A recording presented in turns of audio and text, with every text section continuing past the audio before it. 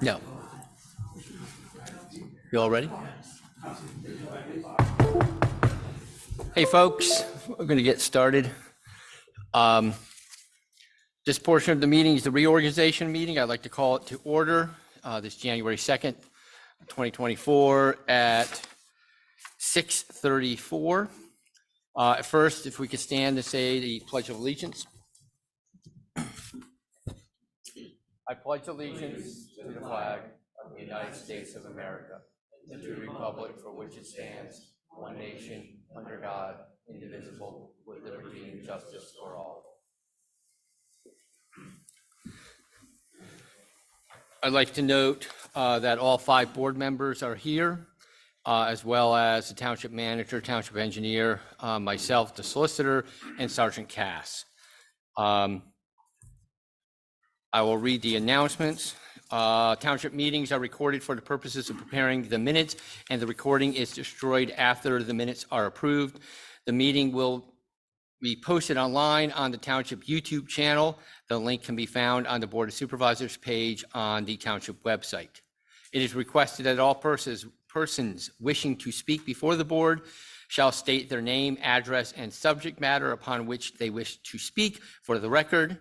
In interest of facilitating the business of the board, all persons addressing the board shall be limited to 3 minutes unless such time is extended by the chair for good cause. Individuals are requested to remain in their seats and to respect when other persons are speaking. The Board of Supervisors will provide a reasonable opportunity for citizens to comment on any non-agenda items after all agenda items have been addressed, but prior to the adjournment of the public meeting. Next, we're going to start on the reorganization. The first matter up is nomination and election of the chair. Are there any nominations for chair? Sure, Chuck Geiser would like to nominate Marla Hexter to be chair. Any other nominations? Close the nominations. All in favor of Marla Hexter as... Don't you have to have a second? Actually, you don't, but if you wish, we can. Does anyone wish to second the nomination of Marla Hexter? I'll second. Okay. All in favor? Aye. Aye. Aye. We had a long discussion today about Robert's Rule of Orders and on this. So that was something I learned today. And I hand it over to you. Thank you. So does that rule only apply to certain situations like this? Yes, for nomination of board positions. Every other regular motion needs a motion and a second. So we only have to remember that for today. Yes, and Good. most places don't follow that. They do one and a second, just like you guys did. Thank you. All right. Now I'm looking to have a nomination and election of the vice chair. Do I have any motions? I move to nominate Chuck Geiser for vice chair. Thank you. Any other nominations? All those in favor signify by saying aye. Aye. Aye. Aye. Aye. Any opposed? Motion passes unanimously. So just for our note taker, Chuck Geiser made the nomination for chair and Noel Halter made the nomination for vice chair. And before we get any further, I want to welcome Noel Halter back to the board for the next 6 years. So now our next one is the delegate or delegates for the PSATS convention. Do we have to nominate who's going or just who's going to be the voting delegate? Because anybody can go, right? Yeah, you just need an official delegate who does The voting delegate. Yes. Okay. Anybody want to be the voting delegate? I am willing to do it. I don't know if I can nominate myself. Yes, you can. Okay, so anyone else interested? No? Okay.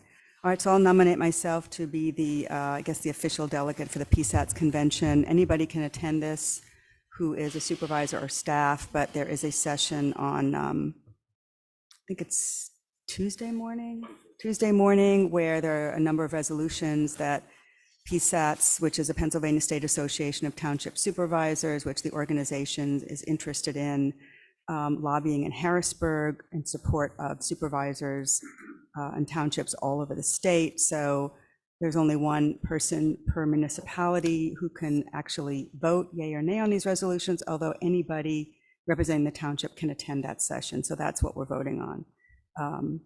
Do I need a second? Yes. Okay, do I have a second? I'll second. Thank you. So Supervisor Hexter made the motion, Supervisor Halter made the second. All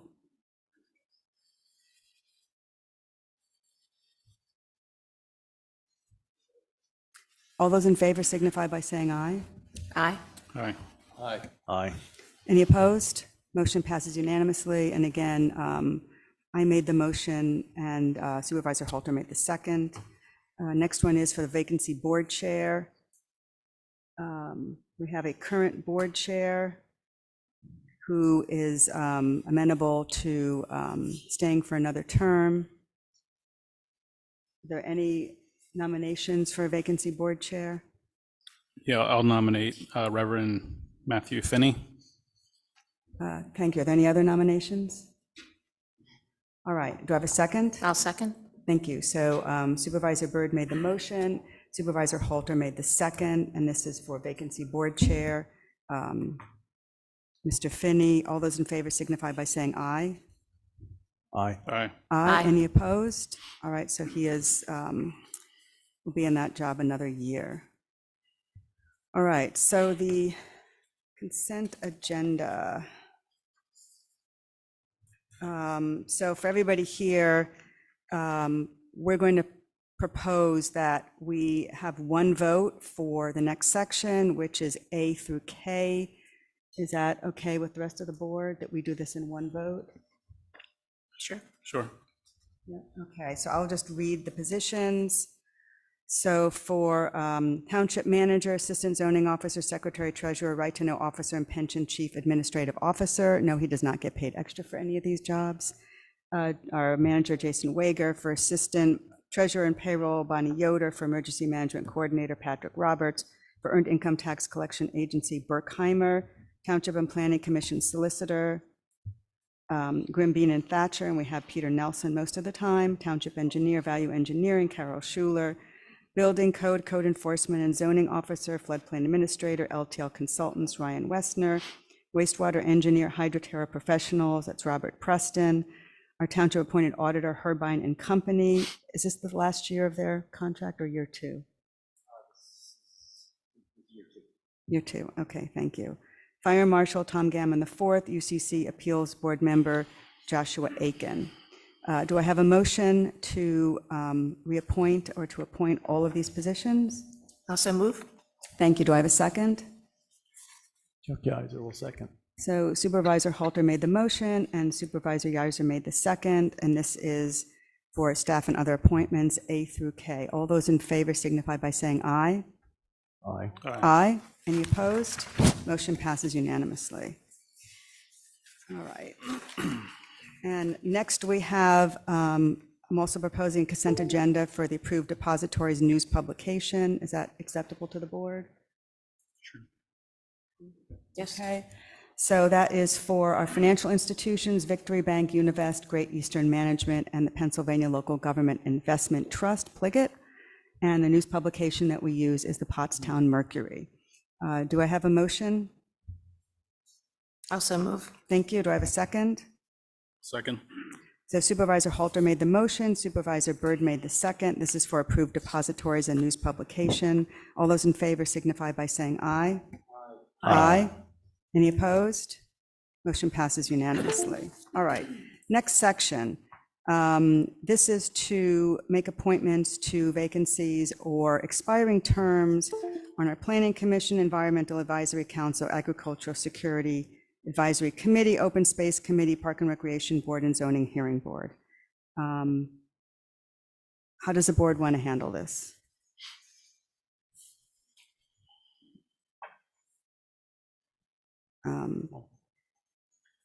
I mean, I think the boards that have open positions they have, and people who have expressed an interest in returning, I don't have a problem reappointing. Planning Commission, I've thought about it a lot. I've listened to other people's comments. I know all three people who are applying. I feel comfortable making a decision without having to put everybody through an interview again. I've known some of them for decades. So that's my personal feeling on it. So what you're saying is, if we go through A to F, you're okay with Planning Commission? Now EAC has 3 open slots, so I'm just going to say I think we should reappoint them. Agricultural Security Advisory Committee, Terry, any? I mean, we haven't met for over a year, and these are all the existing members. So I'm okay with all of those. I mean, I'm one of the folks, so for the other 4, I'm okay with the other 4. Okay. I'm okay with myself too, but I can't say that.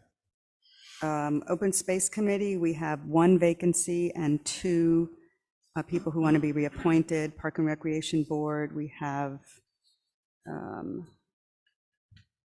1 vacancy and 2 who want to be reappointed. And Zoning Hearing Board, we have 1 vacancy and 1 person who wants to be reappointed. So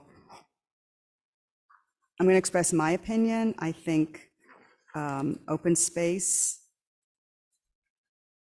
we have 1 vacancy, we should interview for that, but I think we should reappoint the 2 people who want to be reappointed. The same on EAC, Agricultural Security, and Park and Rec. I agree with Chuck about Park Planning Commission, but those are 2 voices, so what does the rest of the board think? I think I'm willing to move forward with all of them, except for the open space where we have a new applicant that showed, expressed some interest. We should probably interview him. We can do that at a later time. They have a quorum in the meantime. Okay, and then for Zoning Hearing Board, we have 1 open space. I'm going to recommend that I don't know, we've had the holidays, maybe we can put something out on Facebook and our website and give folks, what's today, Tuesday? Maybe till next Friday, if there's any interest, and if not, then we'll just have to figure it out, I guess. Is that? I have a question. Did you hear from Rich Park, the alternative? He wanted to continue? I believe we did. Okay. Okay.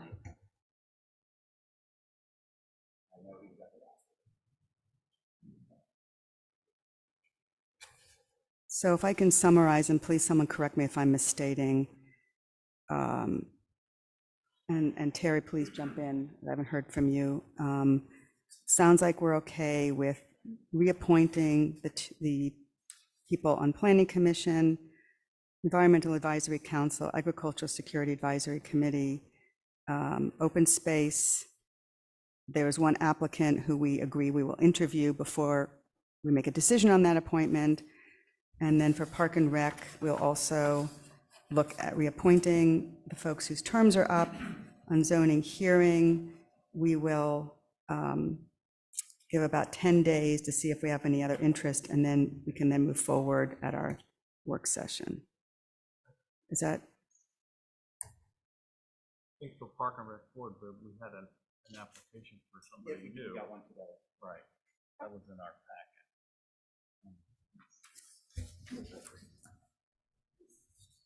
Oh, okay.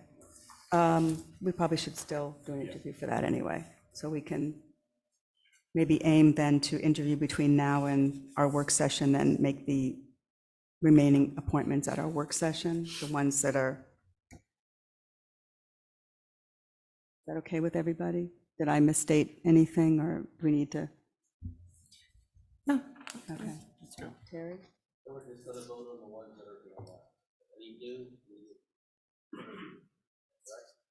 Yes, if that's okay with you. Yeah. Okay. And, all right. So is it okay if we do this? I'm going to read through these. If it's okay if we do these as 1 vote? Terry and I can't vote for ourselves, can we? Yeah, you can. You can? Yeah. Okay, cool. Let's do it. You just can't give yourself a raise. Got it. So, and again, please correct me. So we're looking at reappointing the 5 persons on the Agricultural Security Advisory Committee, which is Terry Sachs, Terry Bird, Jim Roth, Elizabeth Barrett, and Jeremy Moore. To reappointing the two expired terms on Open Space Committee, Michael Malachitsky and Victoria Sylvester.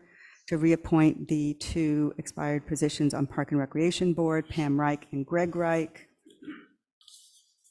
To,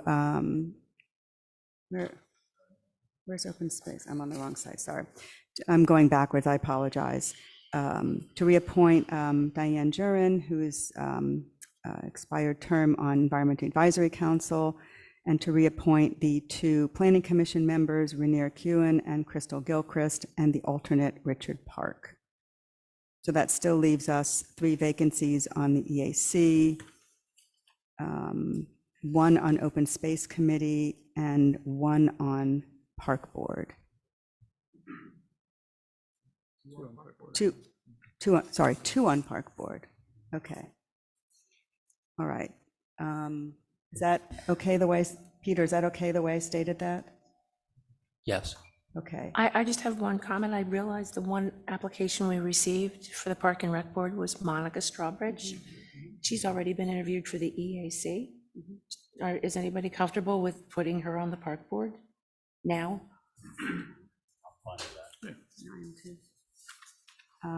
Is Pam here? Pam, is that okay with you guys? Okay, she's been participating in some of our events, so she's already actively engaged with us. Okay, that's great. All right, so then, and then we'll add Monica Strawbridge as a new member on the Park Board. And which slot do you want to put her in? The one that expires the end of this year or the one in 2027? New person always gets the longer term. Okay, so that will be a term ending 12/31/2027. So add her to that. Thank you. All right.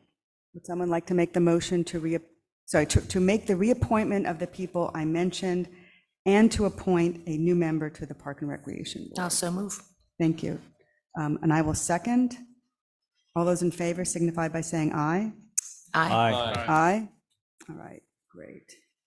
Okay. Now, the next section is the consent agenda for township business. That is the treasurer bond and bill payment, employee wages, benefits, and mileage reimbursement, 2024 township. Didn't we already vote on that, the township meeting schedule? Didn't we do that at our? Yeah, I thought we already did that.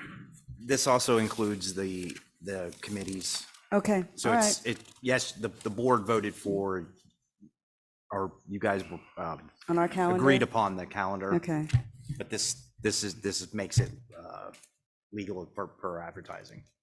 okay, so for the treasurer bond, we have a bond for the treasurer and assistant treasurer in the amount of $1 million. For the employee wages and benefits,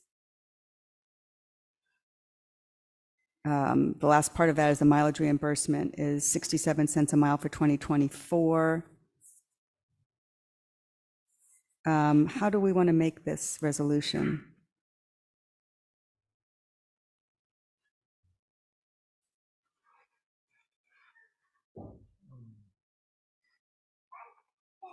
Well, I mean, probably the most transparent way would be, it's lengthy, but to read them, Okay. and that way everybody knows what we're voting on. All right, so these 3 items pursuant to Article 7, Section 702 of the Second Class Township Code, the Board of Supervisors hereby establishes the bond for the treasurer and assistant treasurer in the amount of $1 million. The treasurer is authorized to pay routine bills prior to supervisors' meetings as due and necessary.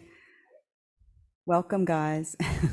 Under employee wages and benefits, all regular full-time employees shall receive wage increases and adjustments as approved by the fiscal year 2024 budget adoption at its 12/21/2023 meeting via resolution 2022 R-29.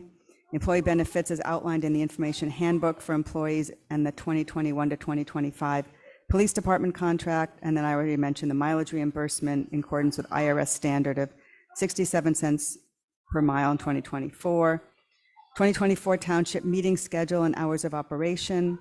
Unless otherwise advertised or posted, the Lower Frederick Township Board of Supervisors will meet the first Tuesday of each month for a regular meeting and the fourth Tuesday of the month for a work session meeting at the Township Building located at 53 Spring Mount Road, Schwenksville, PA, 19074. It's not 3? Okay, with the 19073 with the following exceptions. We will be meeting on Wednesday, November 6th instead of November 5th, and we'll be meeting on Tuesday, December 17th instead of December 24th. Our meetings will convene at 7 p.m. and are open to the public. And unless otherwise posted, the Lower Frederick Township Planning Commission will meet the third Thursday of each month at 7 p.m. They are also open to the public. The EAC, Environmental Advisory Council, will meet the second Monday of each month at 7 p.m. They are also open to the public. The Park and Recreation Board will meet the first Monday of the month at 7 p.m. They are open to the public. The Open Space Committee will meet the second Wednesday of each month at 7 p.m. and they are open to the public. And the Zoning Hearing Board will convene on the second and fourth Monday of each month as needed only. And they will all be scheduled in compliance with state law. The Agricultural Security Advisory Committee will convene as needed. Administrative offices are open from 8:30 to 4:30, Monday to Friday, unless posted otherwise, with the exception of holidays. We have 9 holidays referenced in Resolution 2023 R-28 as approved township observed holidays. Special appointments can be made as needed. Public Works Department hours shall be 7 to 3, Monday through Friday, with the exception of the holidays. All right. Someone like to make that motion? Also move. Thank you. Do I have a second? I'll second. Yeah, thanks for that suggestion, Chuck. Really appreciate that. So Supervisor Halter made the motion and Supervisor Yiser made the second. All those in favor signify by saying aye. Aye. Aye. Other reorganization matters, the fee schedule, are we just reapproving that? Or do we need? So we did some kind of minor, we had some typos from last year. We shifted a couple things, kind of reorganized it. The big thing on this would be the addition under section 20 sewers for the rental charges for the dormant EDU, which is section 20 point D. So that would be the only addition. So if you want to hold, yeah, I realize that the board hasn't adopted the policy yet, but that would. Can we approve the fee schedule after if we approve the EDU policy? So can we then table this to our regular meeting? Okay, so we are going to table the update of the township fee schedule to our regular meeting, and we're done. And it's 7 o'clock. Okay, great. So we're just going to move now directly into our regular meeting. Welcome all of our guests. Great to see you all. We are going to have something we don't have often enough or very often. We're going to have a happy event here, an award ceremony. So Sergeant Cass, over to you.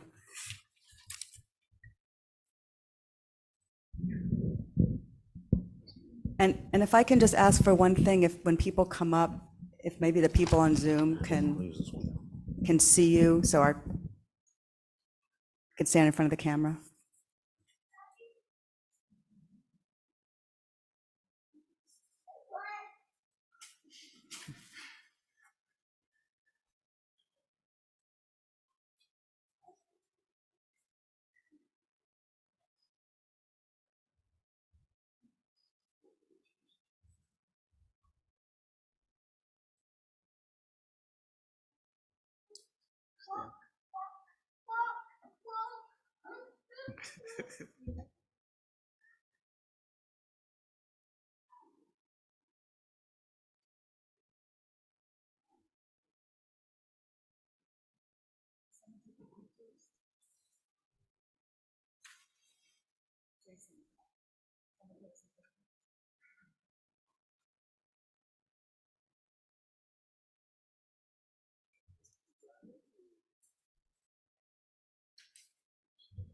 Good evening. Thank you for the opportunity to speak this evening, to recognize 2 individuals for their actions which save the life of an individual.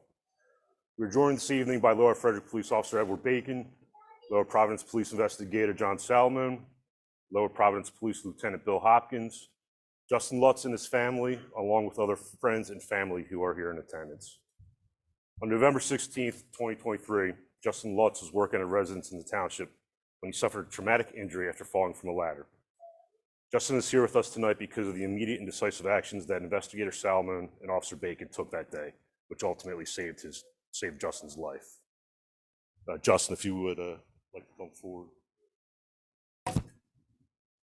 say a few words.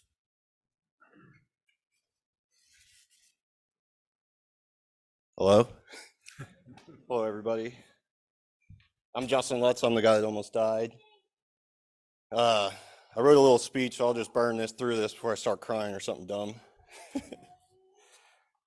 So I'm not exactly sure how to handle this speech. I've never exactly had my life saved before, but I definitely have a few things that come to mind. I've always been an independent, strong guy who relies very little on others, and to be in such a helpless situation was indescribably scary. All I knew was to call 911, apply pressure, and hold on with everything I had until the first responders showed up. These fine officers had no clue what to expect when receiving the call, but I do know one thing: they got there fast, stayed calm, remembered their training, worked together as a team, and ultimately saved my life. I wasn't making it easy on them either, yelling, "I have a 9-month-old daughter at home and a wife, I can't die." The last few months recovering have been quite the struggle. I won't go into detail on the wound care of a massive hole in your chest, but it has been absolutely amazing spending every day with my family and friends, and got to experience my daughter's first Christmas. What an amazing life. I owe it all to these fine officers for lacing up that day and doing what they do no matter the situation. You don't hear it enough. You do an incredible job. Thank you again, and it's an honor to be here tonight to see you both get rewarded for saving my life.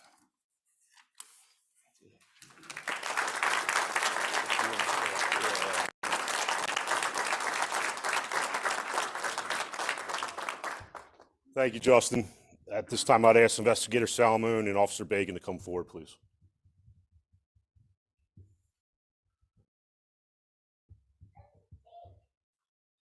You guys can stand over here.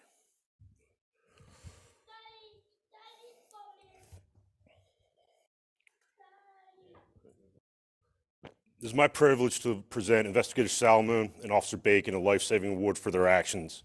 At this time, I would like to read the award.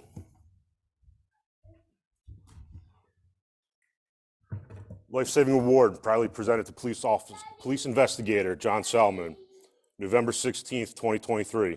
Lower Frederick Township Police Department responded to a fall victim with trauma at 47 Little Road. At the time of this 911 dispatch, Police Investigator John Salmoon of the Lower Providence Township Police Department was in the area and immediately responded to the residence. Police Investigator Salmoon was the first emergency responder to arrive at the residence and immediately began to render first aid to the victim. The victim had sustained a large puncture wound to his chest. Investigator Salmoon immediately applied pressure to the wound until the arrival of additional first responders, ultimately saving the life of the victim. Investigator Salmoon's quick thinking and decisive response represents the best traditions in law enforcement and the first responder community as a whole. Investigator Salmoon's actions reflect great credit upon himself and the Lower Providence Township Police Department, given the second day, January 2024.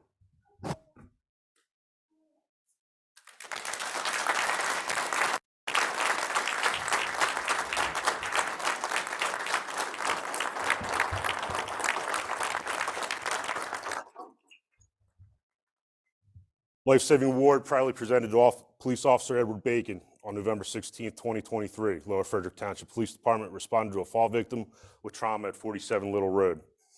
Upon Officer Bacon's arrival, he immediately located the victim and continued rendering first aid to the victim, who had sustained a large puncture wound to his chest.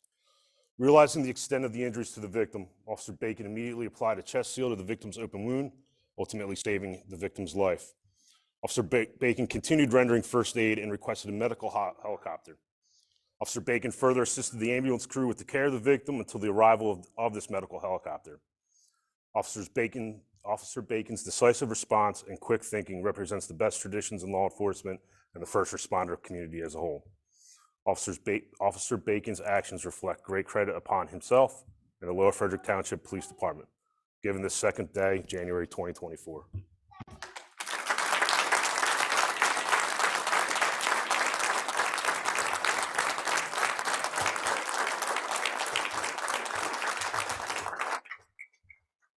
Congratulations to you both. Job well done.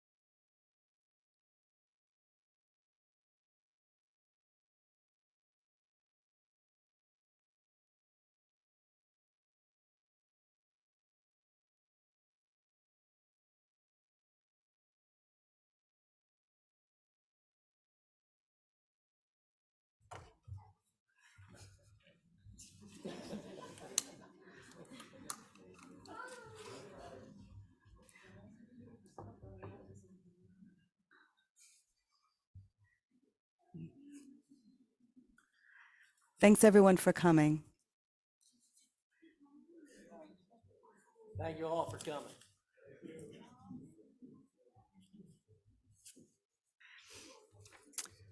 Okay, that brings us to the next item on our agenda, Treasurer's Report.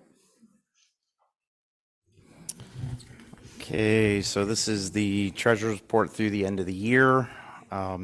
This may look a little different when I actually get to the year-end review. Obviously, we got a tight window preparing this document for today. So we ended the year for EIT at $1.055 million, which was $161,000 over budget. Real estate transfer, we ended the year at $182,167, which was $55,000 over budget. And current delinquent tax, real estate tax, we were at $756,199, which is $25,000 under budget.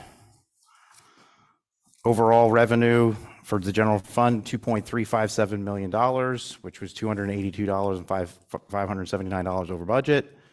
It is down 1.2% from last year. Total expenses, $2.388 million. That was $49,000 under budget. That's up 17.7% from last year. Overall, the net income was negative $30,804. The township's budgeted net income was $360,650, surpassing our budget by our performance by 91.5%. Overall revenues surpassed budget mostly for EIT, real estate transfer, permits, franchise fees, fines for magistrate, and CD banking interest. In most other line items, revenue was either on budget or slightly below. Real estate and community development grant were running below budget. We received 113.5% of our 2023 budgeted revenue. Township expenses It was under or close to budget for most line items. Overages existed primarily with property insurance, health insurance, police wages, police O&M, engineer, workman's comp, zoning, legal, and vehicle equipment repair. Public Works capital, Public Works wages, and building contractor services were well under budget. We spent 98% of our 2023 budgeted expense. Overall, the township's performance was down 108% from last year. Wages with more employees, road paving, property liability insurance, and health insurance were the major contributors to that change. The sewer fund, the sewer rental use charges was $79,000 over budget. Revenue overall was $346,331 over budget, with $225,780 consisting of FEMA and insurance payments. The expected sewer connection tap-in fees for the Fulmer Road extension did not happen as expected in 2023, as the system took longer to accept hookups than we planned. The fund is at or below most expense items. Utilities, repair, maintenance for the sewer plant, and chemical supplies, along with paving as part of the sewer extension, were over budget for the year. The net income was $185,302.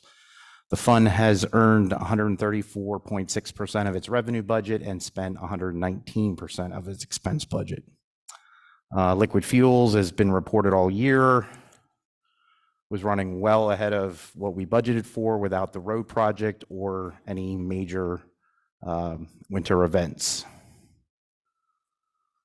Open Space Fund, there were no payments made out of the Open Space Fund other than EIT commission. The net income was $109,496. Total available dollars with the current allocation for property conservation easement grant and agricultural grant is $155,580. The ARPID COVID Relief Fund, as I've reported, part of the Fulmer Road, Riverside Avenue milling paving project was paid out of this fund in 2023. The net income is negative $122,882. Total available dollars with current allocation for the Monco 2440 sidewalk grant is $264,706. Are there any questions?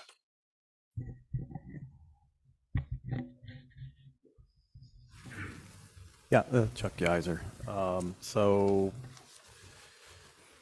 backing up to the general fund, what I'm reading here in bold is that as of December 31, our net income is minus $30,804, right? Yes. Is that number still fluid, or is that kind of solid? Like, are we going to see things in the next month and that will be adjusted, or is that? We tried to get everything we could get into last year. I can't say that I've had time to kind of verify all that, because once again, we had a quick window. So there could be some interest in stuff. So I don't expect that number to change dramatically. I believe we hit any of the expenses we wanted to hit, which was the big key. So it may, if it goes anyway, I would expect that number to go down. Okay. So. Thanks. Any other questions from the board?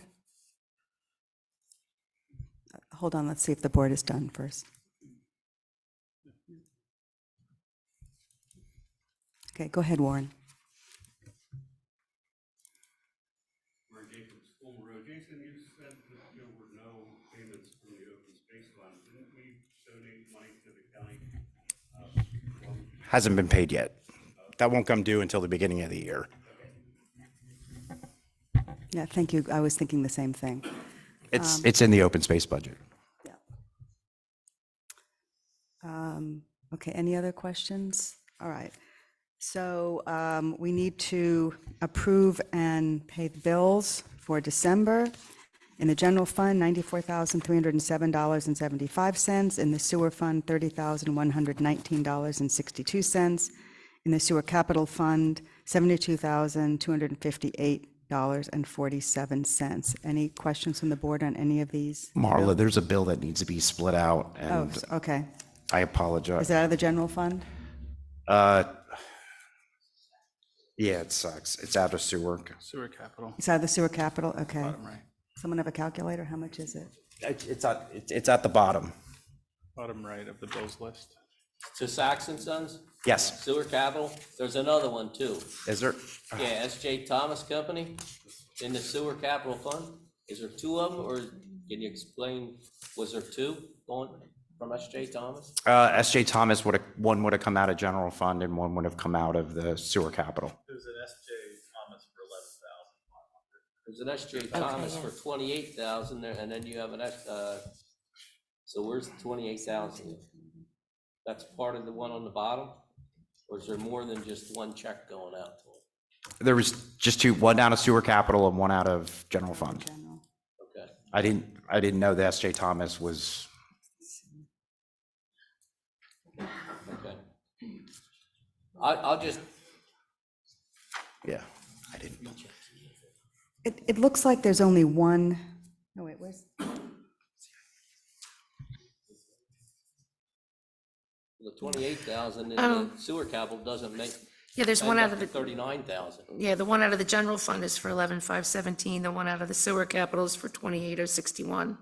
Sewer capital, yeah, S.J. Thomas, here it is. 8,000. I'll just recuse from all the bills, okay? This time, make it easy. 57. Peter, can we make the second vote, those three items? I think he said he's just going to recuse entirely. Is that okay? Yeah, that's perfectly All fine. right, yeah, all right, so we'll have to try and sort that out next time. All right, so the totals are still correct as I stated them. If there's no other questions or comments, would someone like to make a motion to approve the bill list and pay the bills? I'll make that motion. I'll Thank you. second. Great, so we have Supervisor Byrd made the motion, Supervisor Halter made the second, and we have Supervisor Sachs recusing himself, so you'll have a memo for that, okay. He's got a memo. That's what that memo was for, that I put at your spot. Yeah, that's fine. Okay, super, okay, great. All right, so all those in favor signify by saying aye. Aye. Aye. Any opposed? So motion passes 4 votes, and we had 1 recusal. All right, great. On to professional staff reports. Carol, you're up first. Thank you.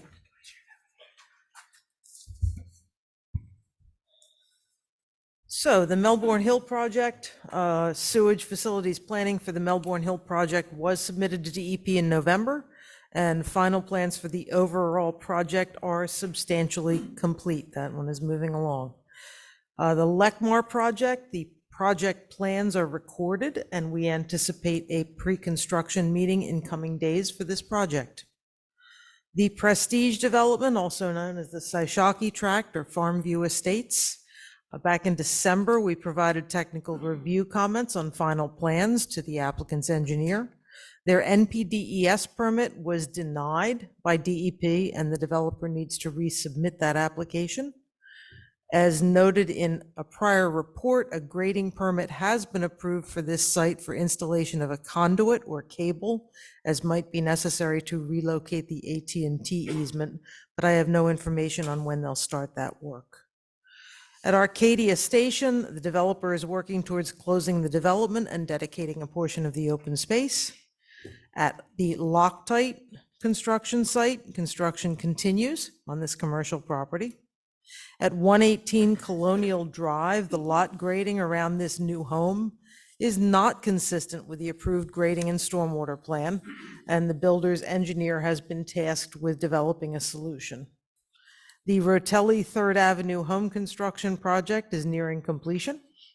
The 205 Hendricks Road project, there are plans and calculations for a grading and stormwater management permit that have been approved for construction of a single-family home in this lot.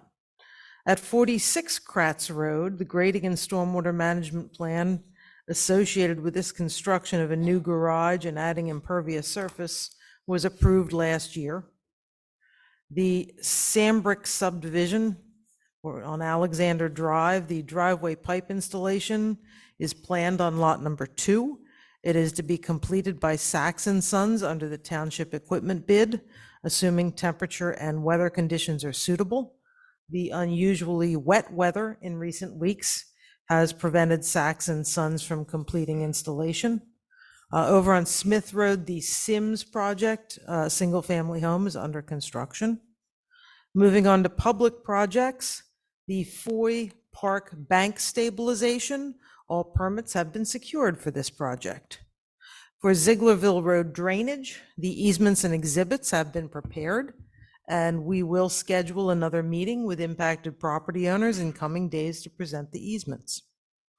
The flood barriers for the wastewater treatment plant, plans have been drawn for the necessary concrete support, and we are ready to prepare bid documents to get this project out for bidding. On the Spring Mount Road sidewalk, we look forward to discussing the design of a proposed stormwater infiltration bed proposed along the edge of woods on the fire company property with fire officials next week. If acceptable to the fire company, we move forward to easement preparation and acquisition, and concurrently, we can submit the plans to the County Planning Commission, which is the granting agency, for their review and approval. The Goshenhoppen Watershed Sewage Planning Special Study was submitted to DEP in November, and we await their review and comment. And the Meng Road Special Study, that study work was initiated last month, including obtaining records from the County Health Department regarding on-lot systems, issues and complaints within the study area. We are planning field inspections in the spring of this year to continue the needs assessment. Those are all the items on my report this evening. Thank you. Are there any questions from the board on any of those items? Yes, I have a couple. Okay. Yes. In regards to the movement of the AT&T easement on the Sahaki tract, do we have any documentation from AT&T saying where they would like that moved? So that was actually laid out on the plan by the developer's engineer in their negotiations. So they with already AT&T. had that in place Yes, already? Okay. yes. The Meng Road study, how is the field, how are you going to carry out those field inspections? Will you be contacting homeowners individually? Exactly. So we'll be sending out mailings in the next couple of months to all the properties to try and schedule a time that's convenient for them. Right. That we can stop out. We don't need to go in anybody's house, but we don't want to enter anybody's property without first We were just talking looking at their existing, existing septic mound to conditions. see if there's septic system and absorption field to see if there's evidence of concern. okay. Yeah. And then lastly, on the Sandbrick project, how much do you think that's going to cost? I don't have that handy, but I really think we were looking at about a day of work for the contractor. We're doing it under the equipment bid at hourly rates. So I could prepare an estimate for that and let you know. Okay. I just want to know if you were aware of the new bidding requirements for 2023 and the thresholds? So there is a slight adjustment to the bidding thresholds, and actually, our solicitor already put that out in an email for us. Okay, great. So there was a slight upward adjustment in the bidding threshold. So I had an opportunity to talk to Supervisor Sachs about that project, and he had suggested maybe we might want to look at an alternative other than the proposed 15-inch pipe that's going in there. Is that something you'd be willing to look into? I'll be happy to discuss that outside of the context of the public meeting, sure. Okay, thank you.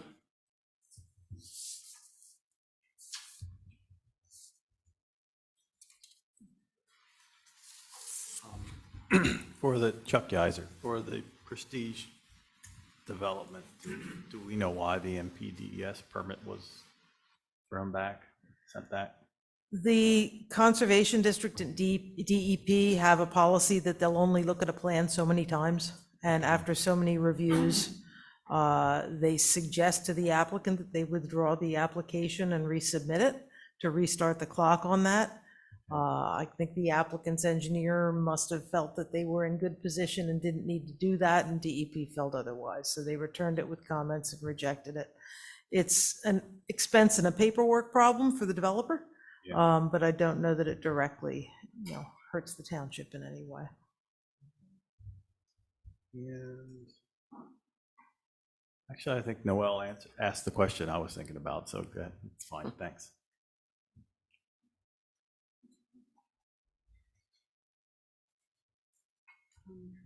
My microphone appears to not be functioning.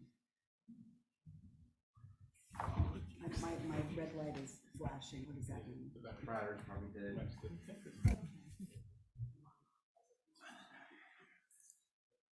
Wireless mic, right?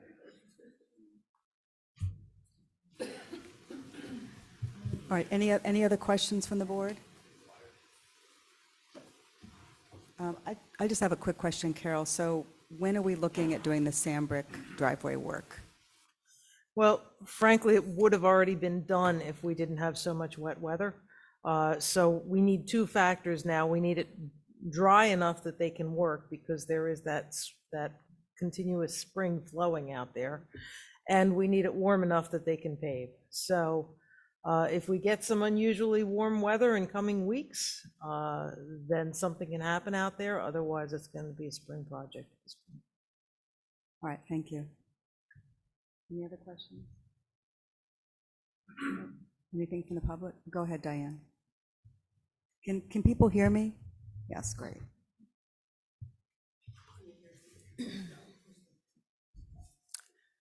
Just a comment, information that the EAC has recently seen about old cables from AT&T and others that run under the ground. No idea what kind of cable they put in, when they put it in, but they are finding that some are wrapped with lead. They were supposed to be able to take some kind of a nuclear event. So just additional information for what type of cable might be on those properties that's being extinguished. They're finding lead in the soil surrounding that particular type of cable, not saying that that's what's out there on those properties. Thank you, Diane.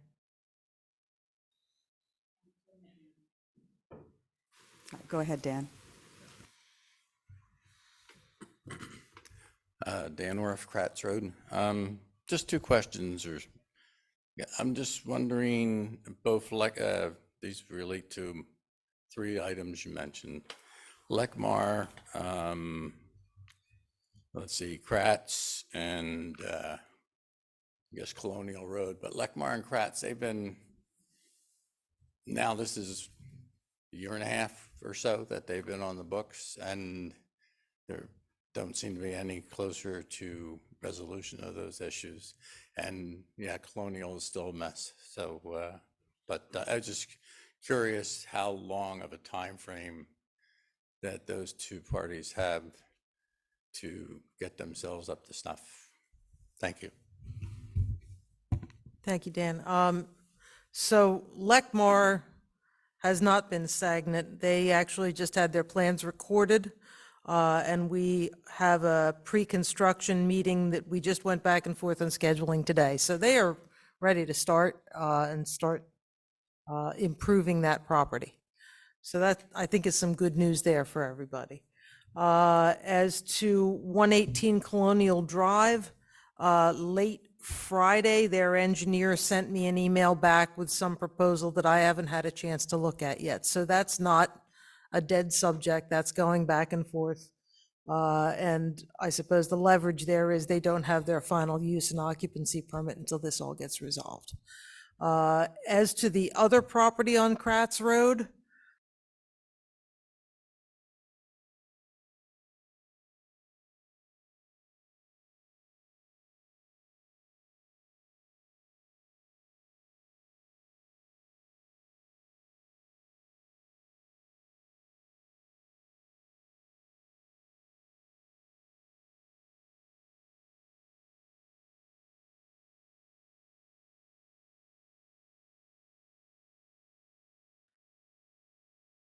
Go ahead, Bob.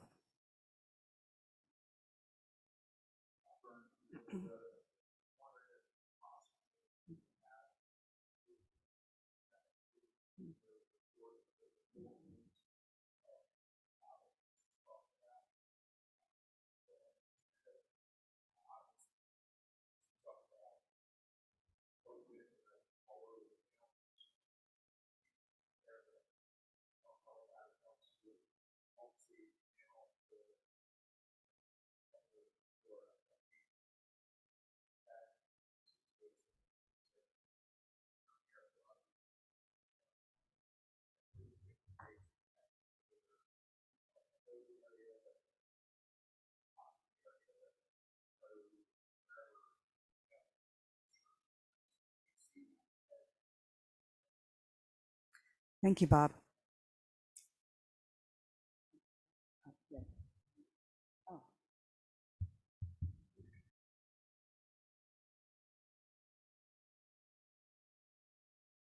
Or question?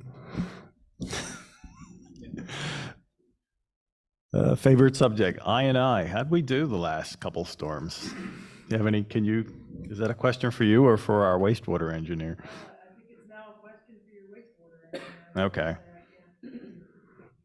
Can you reach out to him? I'd kind of like to know. I know our first event. I know our first event was, we were very close to it becoming a problem. So this had been 2 storms ago.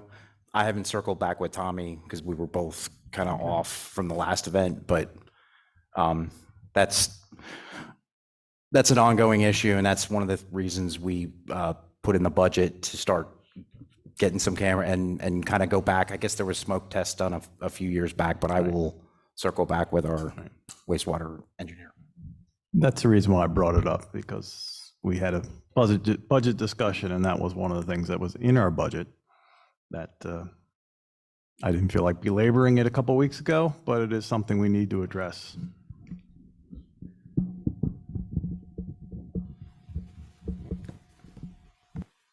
All right, solicitor report?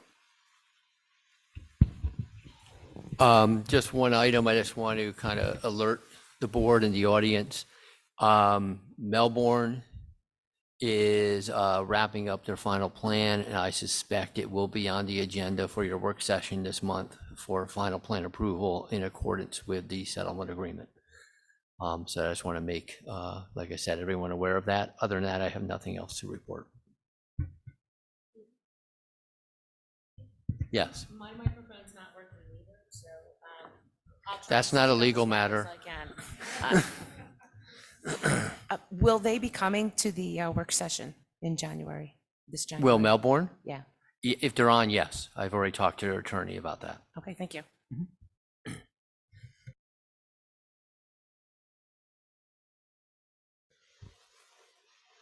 All right, township staff reports? Police?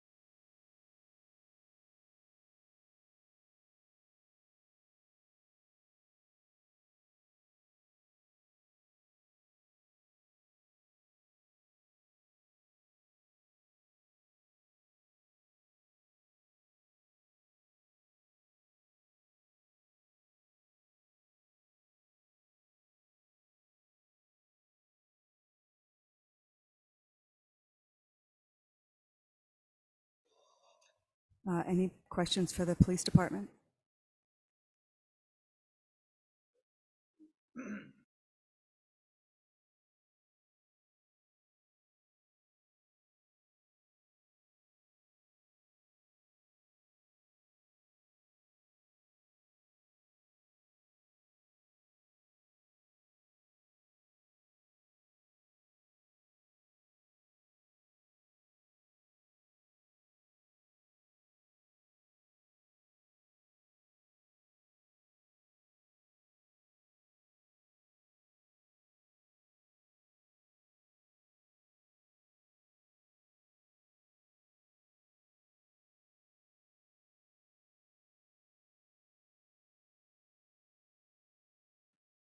That's good news. Thanks for all your hard work. All right, fire company? If you could go to the microphone so our folks on Zoom can hear you, thank you. And you just have to hit the button so the green light goes on.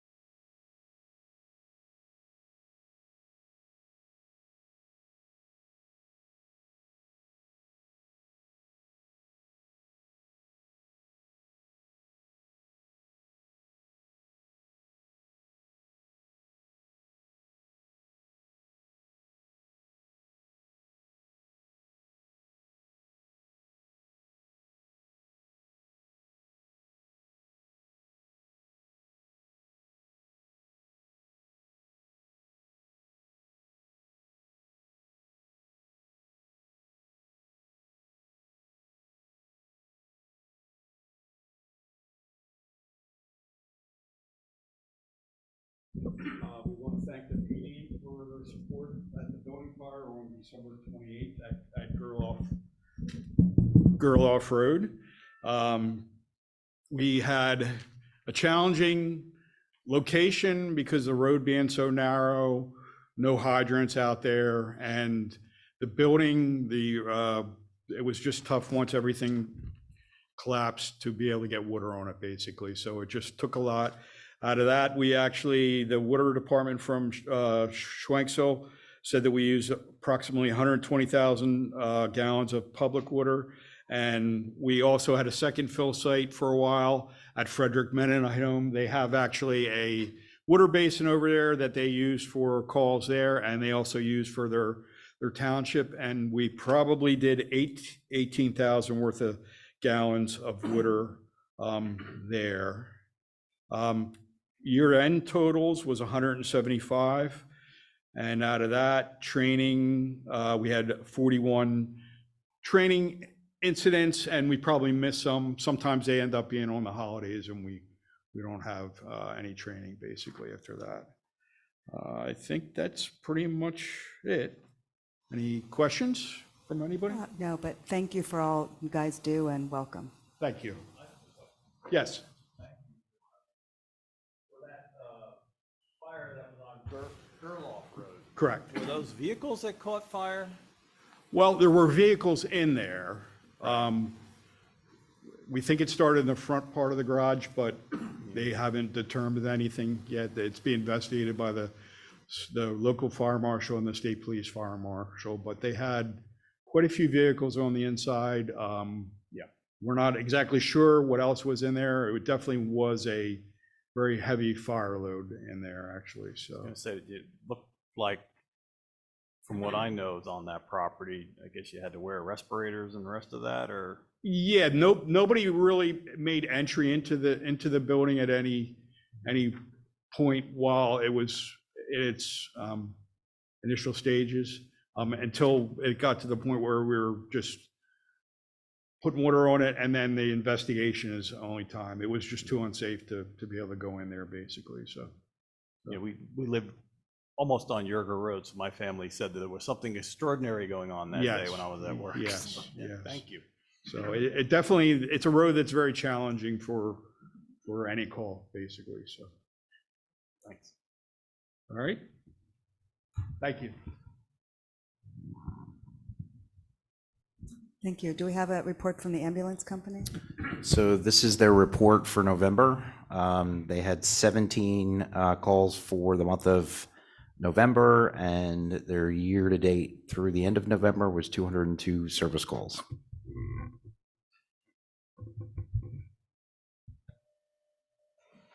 Thank you. Public Works? Okay, so for the month of December, they had one sump pump sewer inspection. They did ditch work around the township. They installed little libraries at Coble and Cuddy Parks, and they had two pretty significant storm cleanup events over the past month.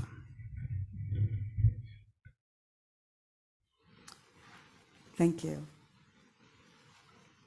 Township Board and Commissions, EAC? First off, just a note that our meeting this week will be on the third Monday rather than the second. Sorry, can you get a little closer to the microphone since you have a very soft voice? Thank you. Stand in front of the wrong one. A note that our meeting this month will be on the third Monday rather than the second due to a conflict with the zoning hearing board. We met last month on the 18th. Jason set up the Zoom call and was able to stick around. It was very, very helpful to have be able to get our questions that came up during the meeting answered. So thank you, Jason, for that. We discussed the environmental effects of road salt on streams and plants, discussed alternatives and didn't really come up with a lot, but and Jason informed us that the township conserves salt usage as best they can through targeted placement and using mix when they can and plowing. We continued discussion on the EV charging stations, and we will be continuing that and reporting back with costs for installation, grants as they become available, and information on other installations. With the reduction of the number of waste haulers in the area, there was some discussion about the possibility of people burning their waste rather than paying to haul it away. We reviewed the Township Open Burning Code. There is a ready link to it on the Township webpage, and we found that it pretty closely aligns with a model ordinance from a DEP. We also discussed our educational outreach plans for the upcoming year. One of the areas we want to target, again, is more stormwater management, incentives for homeowners to install controls on their own property and things like that. And we'll be hopefully scheduling some things in the near future. Our Did You Know for this month is a news article from Penn Environment regarding Pennsylvania lagging behind other states in developing and building renewable energy sources, and we'll be providing a link to that article on an email blast. Any questions? Yeah, thank you. I'm just thinking about the burning trash with most of it being plastic. Yeah, our ordinance already prohibits the burning of plastic, so Yeah, it so that would would be just tough. be an enforcement issue if we're, Since a lot of our trash is plastic. yes. Yeah, thank you. Planning Commission?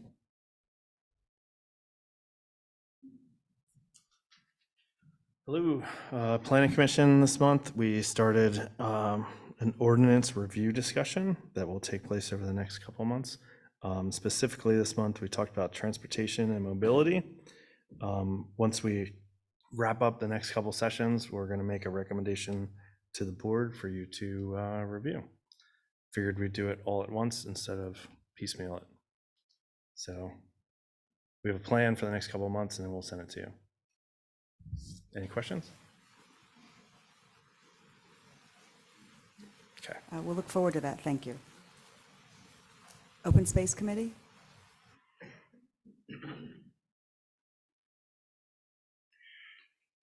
Open Space Committee met on the 13th of last month. First thing that we discussed was we learned that the grant application that was made to the Highlands Conservation Program of the Fish and Wildlife Service, we're optimistic about that grant being approved. It hasn't been yet. We hope to hear sometime in January. And that's for the matching funds for the preservation of the Barber property. 0 North Gravel Pike, the committee recommended that the Board of Supervisors authorize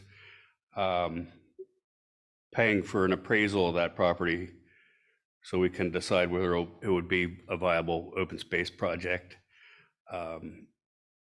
And they did approve that at their last meeting. The supervisors approved it at their last meeting.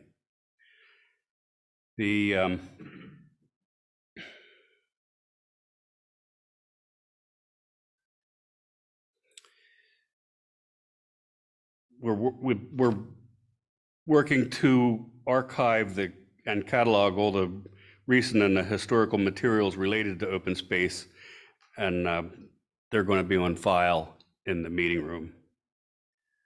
And we would also like to acknowledge that Larry Cohen has left our board, and we'd like to thank him for all of his service during the time that he was on. And so there's an opening on the Open Space Committee, and we learned that there were 2 applicants for that opening. And that's all I have. Thank you. Park and Recreation? I'll start with the report out. We have not had a meeting yet this year. Our next meeting, our organizational meeting, will be next Monday night. We have, however, had some activity in the past month.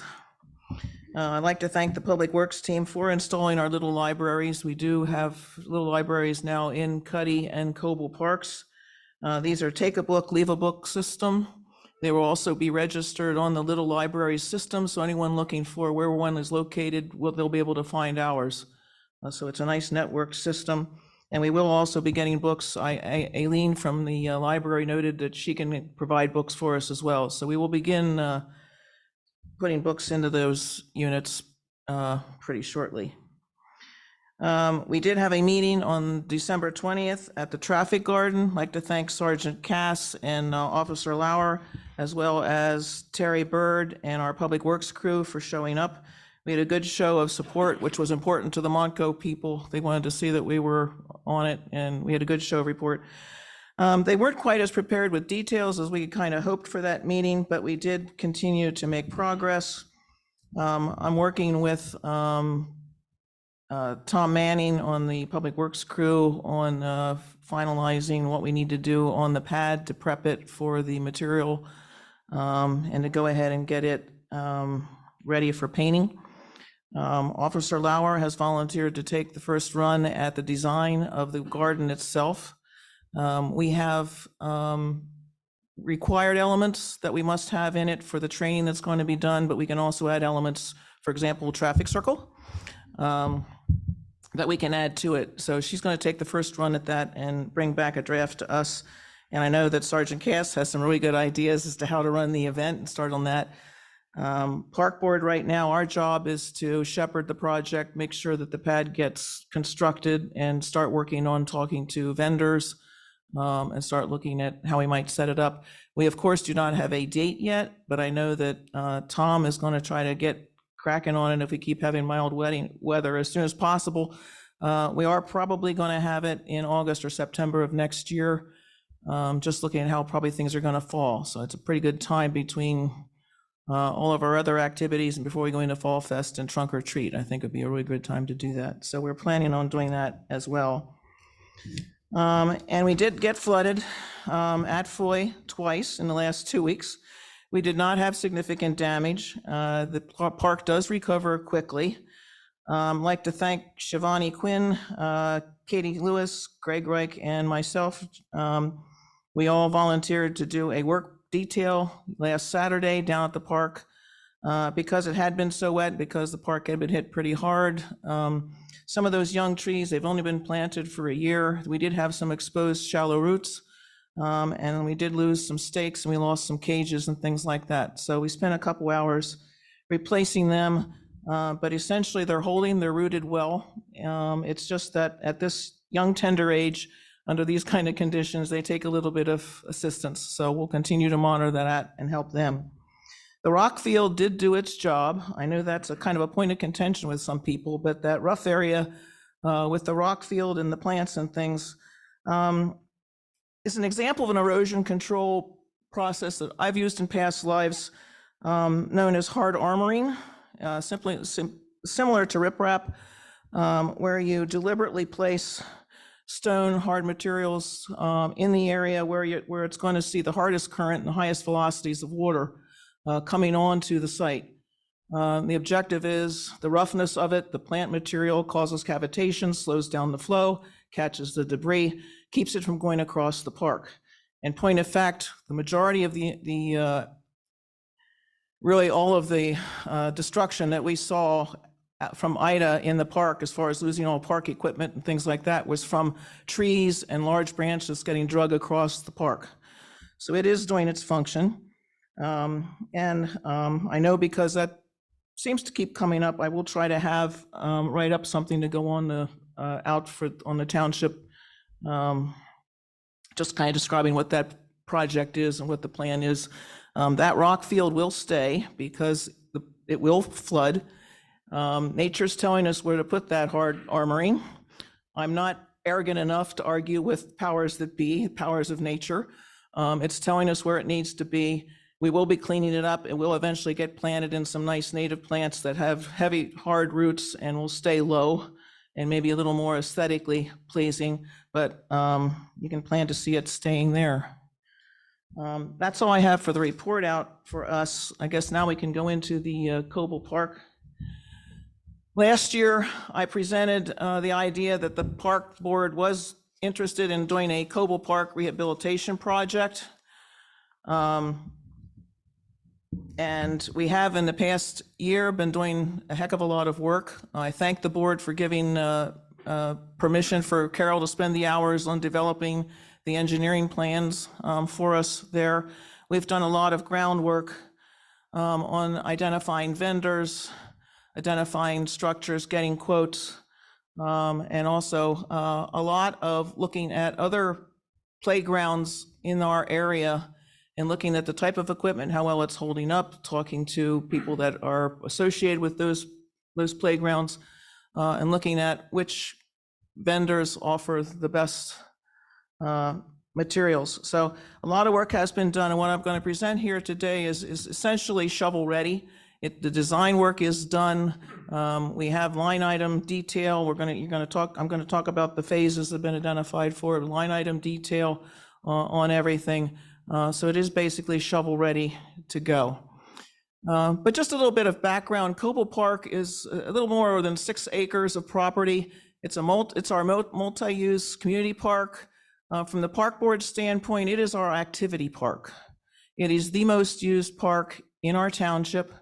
There is almost always someone there. Every day we see people there. We have repeat use by some people. We have quite a few elderly folks with canes and walkers who are using the walking path around the park. But it is getting a lot of use, and we expect it to continue to use. And you can go to the next one, just the picture of the park.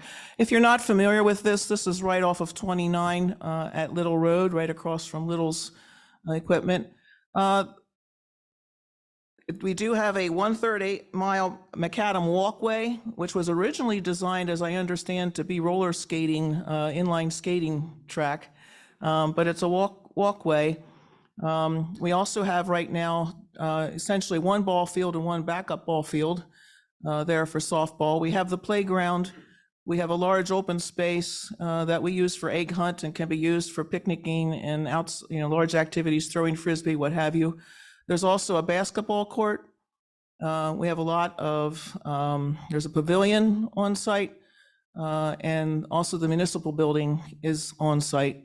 And we have a lot of benches around the area and a lot of equipment, things like that. So you can go to the next slide. Thank you. So the objectives of this project, it's multifocal. You're going to see we have a lot of need here. There are 2 properties on this site. We have the municipal building, municipal garage, which is the headquarters for our public works crew, and also then obviously the community park. And one of the things we need to do, really the big objective of this and the most engineering that's required for the site work, is improving the utility of the property because we have severe drainage problems on this property.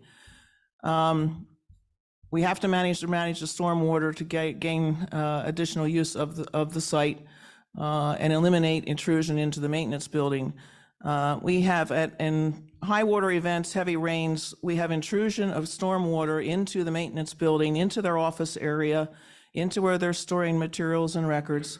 The guys are walking around in water. Not a healthy situation. It stays damp. I would be concerned about fungus and mold. Not a good situation. And these are our team that are there on 24/7 call for us, for the community. We need to kind of take care of them as well. So that's one of the big things we're going to correct with this program is stop the water from going into their building. The other piece of it is a large part of the back 40 of the park is really unusable to us because it always stays wet. The back baseball diamond is essentially always wet and marshy. We've had times we've tried to use it for parking and the guys end up digging them out and using boards and getting the winch there to get cars out of there. It's really lots of times unusable, very, very wet. Some of the ball leagues that use it will use it for practice, but they're not happy with it. And I've gotten a couple of complaints when I happen to be over there that, it's always wet and can't we do something about that?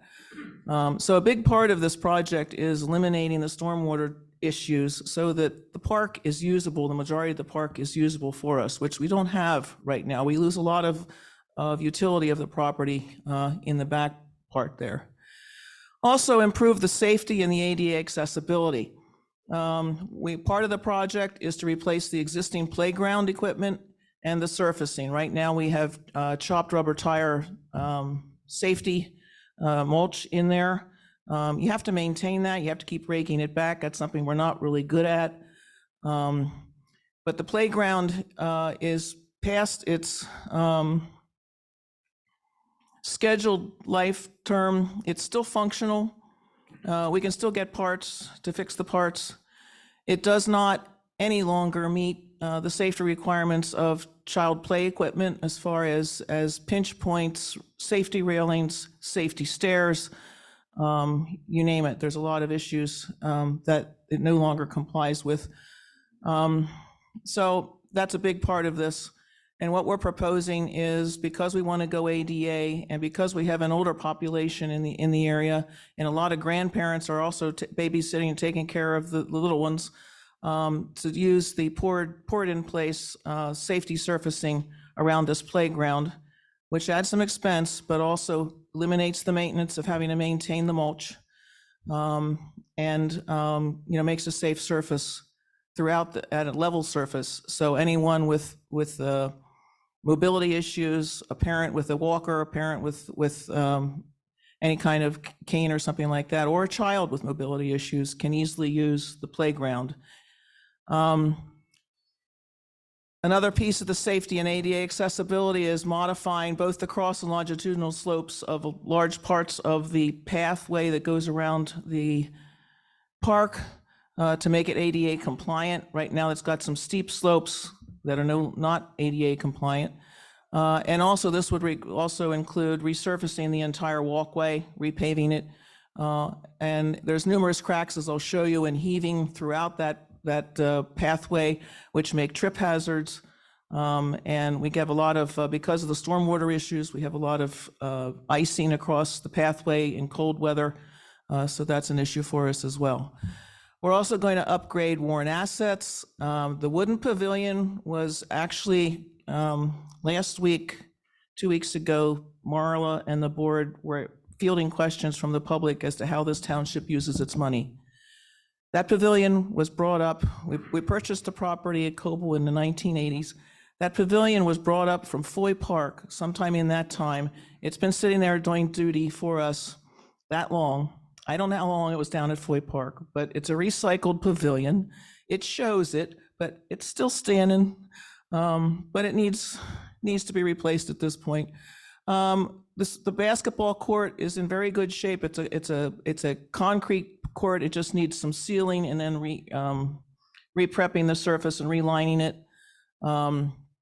We can improve the main baseball diamond and dugouts. We want to go through the whole area once all the excavation is done and do some plug aeration to improve drainage and viability of the soils there as well. And also replace the rusty and rotting fencing that's throughout the park. And the final piece of it is to improve the natural resilience and the habitat value of the park. We have a few trees there. There's a lot of opportunities to do some plantings. That would also reduce the maintenance as far as reducing the mowing requirements. But also we have, especially around the playground, some of the areas around the pathway, there really aren't good shady spots. If you want to sit on a bench, there's really no good shady spots. It's really out in the open. So we want to do something with that while naturalizing the park as well. So next slide, please. Thank you. These are just some pictures. This is the parking lot outside the municipal garage. It's very badly deteriorated, cracked, breaking up, and you see a lot of puddling there. Unfortunately, we weren't able to get really good pictures of the water flowing into the municipal building, but I've seen it.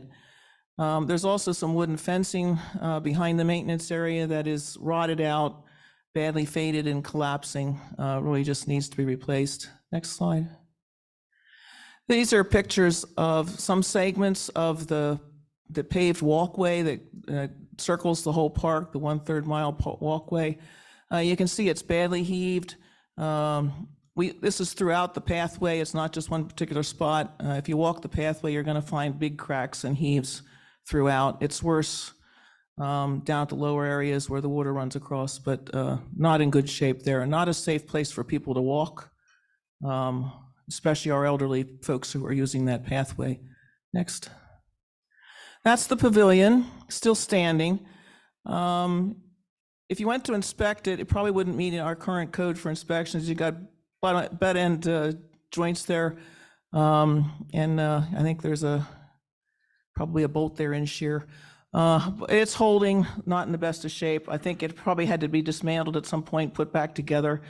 Our public works crew did re-roof it in 2001, so it has seen some maintenance. I think it's gotten painted once, but it's really not in very good shape right now. It's been eaten to death by the wood borers, as have the picnic tables in that pavilion. So it's really due. And this is just a picture of the fencing that surrounds the ball field and the open area on the field. I think the poles are probably okay, but the fencing itself is very, very rusty. Just doesn't look nice. Structurally, it's fine. It's just doesn't look nice. Okay. And then this is some of the drainage areas. You can see the water running across the pathway there. This was 2 weeks ago when we had that first rain. You can kind of see one little bit of how the water runs across there, and that freezes in the winter. So that's part of what we're trying to take care of. I really can't depict how marshy that place gets, but we've done some egg hunts in that field from time to time, and it's been so wet. The kids are running around in wet sneakers, and it's just standing water in there. So, and that's the ball field, ball diamond with the dugout there. You can see it's full of water, that puddle, and that puddle tends to stay, and it'll stay unusable for days just after rain because it does puddle there. That's one of the reasons why once we get done with the excavation stuff, we'll probably do some plug aeration throughout to try to improve, doing some vertical wicking to get some water out of off the surface and down in the underlying soils. So just what we're doing there. So extensive work to be done. It is going to be an expensive project. And for that reason, we have phased it. Carol's looked at what needs to be done there and developed the phasing for what should be done first. And by phasing it and starting now over time, because it is such a large project, there are pieces of it that we can do when we get the opportunity to do it. We can go looking for stacking grants to get the work done, but we have time to get it done. And reduces the burden on the township resources as well. Some of this work they can easily do, but only if they have the time to do it. And if they have time span, and there's a set of projects, they might be actually be able to do some of the work when they can do it. The other good thing with the planning is this park is going to be directly connected by pathway to Prestige by the trail that's going through that open space, that 35.5 acre open space at the rear of the park. It's going to be directly joined, as will the Gentera property across the creek, Scioto Creek there. And also Melbourne Hills across Little Road will have access, be close to this park, and likely will, children there will be using this park as well. So looking at opportunity, it's already used heavily. We would expect that the utilization of this park is going to increase significantly with these developments going in over time. So we start now, maybe we can have it ready in good shape when the children arrive and things are happening. So next. So as I said, we do have it broken down in phases. Ideally, the initial phase needs to be dealing with the drainage of the across the facility, and the first phase is working on drainage improvements around the ball fields, the playground, and the walkway. And I'll show you the drawing, Carol's drawing for that in a minute. And a second phase then takes care of the parking area and the drainage and the paving at the municipal garage. Taking care of those two key areas, again, improving the utility of the park, making it usable for us. That really has to be done before any other work gets done because we're moving a lot of soil around. Third phase would be repair and repave the entire ADA walking trail. That would be the repairing the slopes and then also repaving the entire trail. Fourth phase would be the playground installation. Phase 5 is the pavilion replacement. And then phase 6 would be the naturalization greening plan, which I talked a little bit about, of adding some trees, adding some native bushes, adding a lot of perennials in the area to reduce the mowing of the area and also just to improve the habitat and shade and comfort and aesthetics of the park. Next. So just to give you an idea, these are Carol's pictures. Thank you, Carol. Color coded as to what areas would be addressed. And I don't know, Carol, if you want to talk to these or not, but I'm representing your work.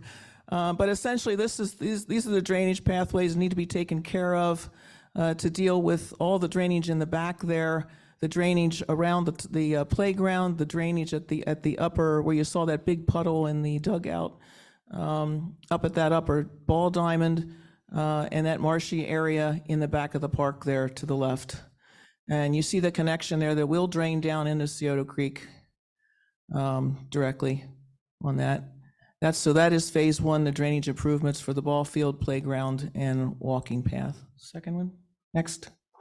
The next one deals with the drainage for the parking lot, and concurrent with that deals with the drainage problems going into the municipal garage. And there's a drainage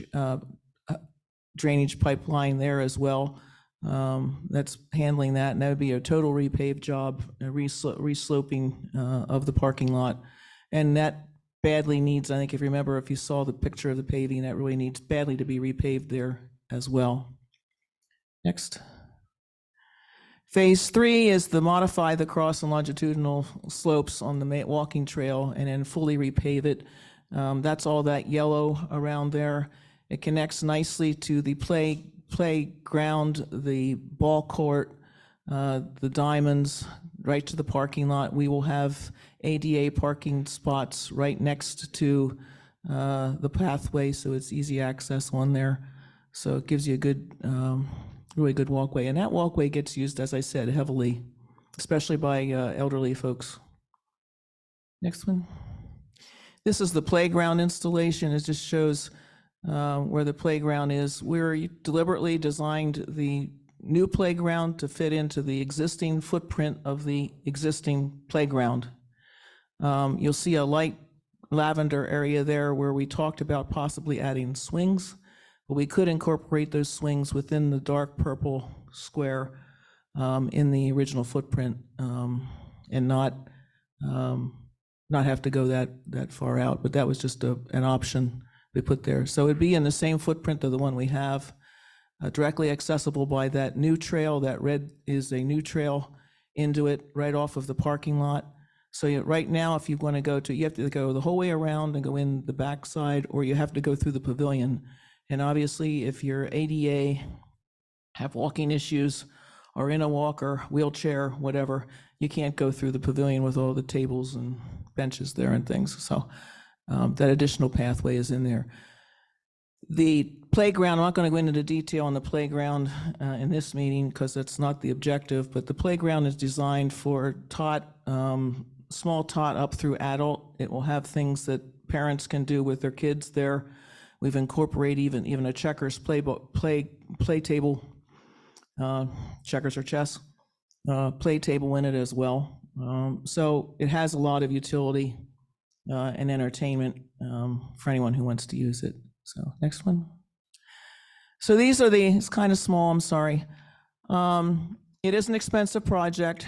All of this costing is the Davis-Bacon compliant prevailing wages. So this is like worst case, if you had to go out and have a vendor come in and do all the installation, all the work that we had to pay for. You can see under labor and equipment, those are areas where there's opportunity for perhaps townships staff to do if they had the time.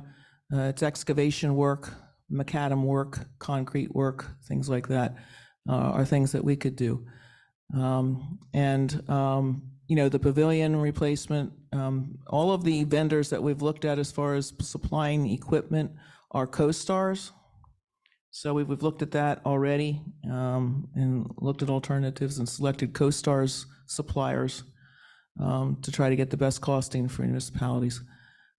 So it is expensive. The objective is to approach it in phases. What we're asking tonight is approval of the board for us to move forward to look at, start investigating costing schemes, grants, how we might pay for this. The objective is the minimum hit on the township. We feel there's opportunities there if we have time. There's opportunities for in-kind that the township could do some of the work a lot cheaper than those numbers up there. With the time, we feel like we can stack some grants and make this work. But we're asking for permission to move forward on developing that, how we might do this, and bring that back to the board for your approval. Obviously, before we could do anything, but. And all the pieces, as I said, all the pieces are in phases. There are some places where you could do some things concurrent with others. Doesn't have to be lockstep through all of those phases, but just to break it down into usable functions and objectives, that's what we've done. Next slide. And we are looking for public comment. Anyone who would like to comment on this proposed plan. We are looking for comments. Please send them to the parkboard.lowerfrederick.org mailbox. It's useful for us when we're going to grants to have input from the public on this. We're interested in hearing what people's thoughts are on the plan as it's presented so far. There'll obviously be a lot more detail presented in the future, particularly when we're going for applications. So that's all I have on this. As I said, we're asking the board's approval to move forward on looking at developing how we might go about paying for this beast and what our opportunities are. Thank you. Thank you. Just a quick question. So you're looking at 5 phases. Is that 5 years? Is that 5 months? What does it mean? It can be over years. We're anticipating it's over years. One of the grants we're looking at a DCNR park rehabilitation grant, which is once you get the grant approved, you can have that money for 3 to 4 years to get the work done. And that's a particularly nice one. Any grant we would obviously go for this year, we're not going to get approval for until fall of this year. You don't start till next year anyway. But yeah, we're anticipating this as a multi-year project.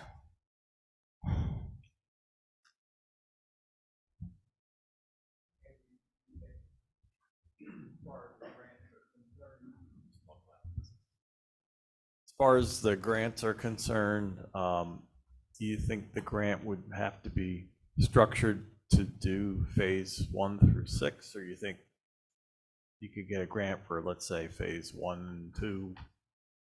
Or what's your feeling, like the Yeah, I think certain grants apply to certain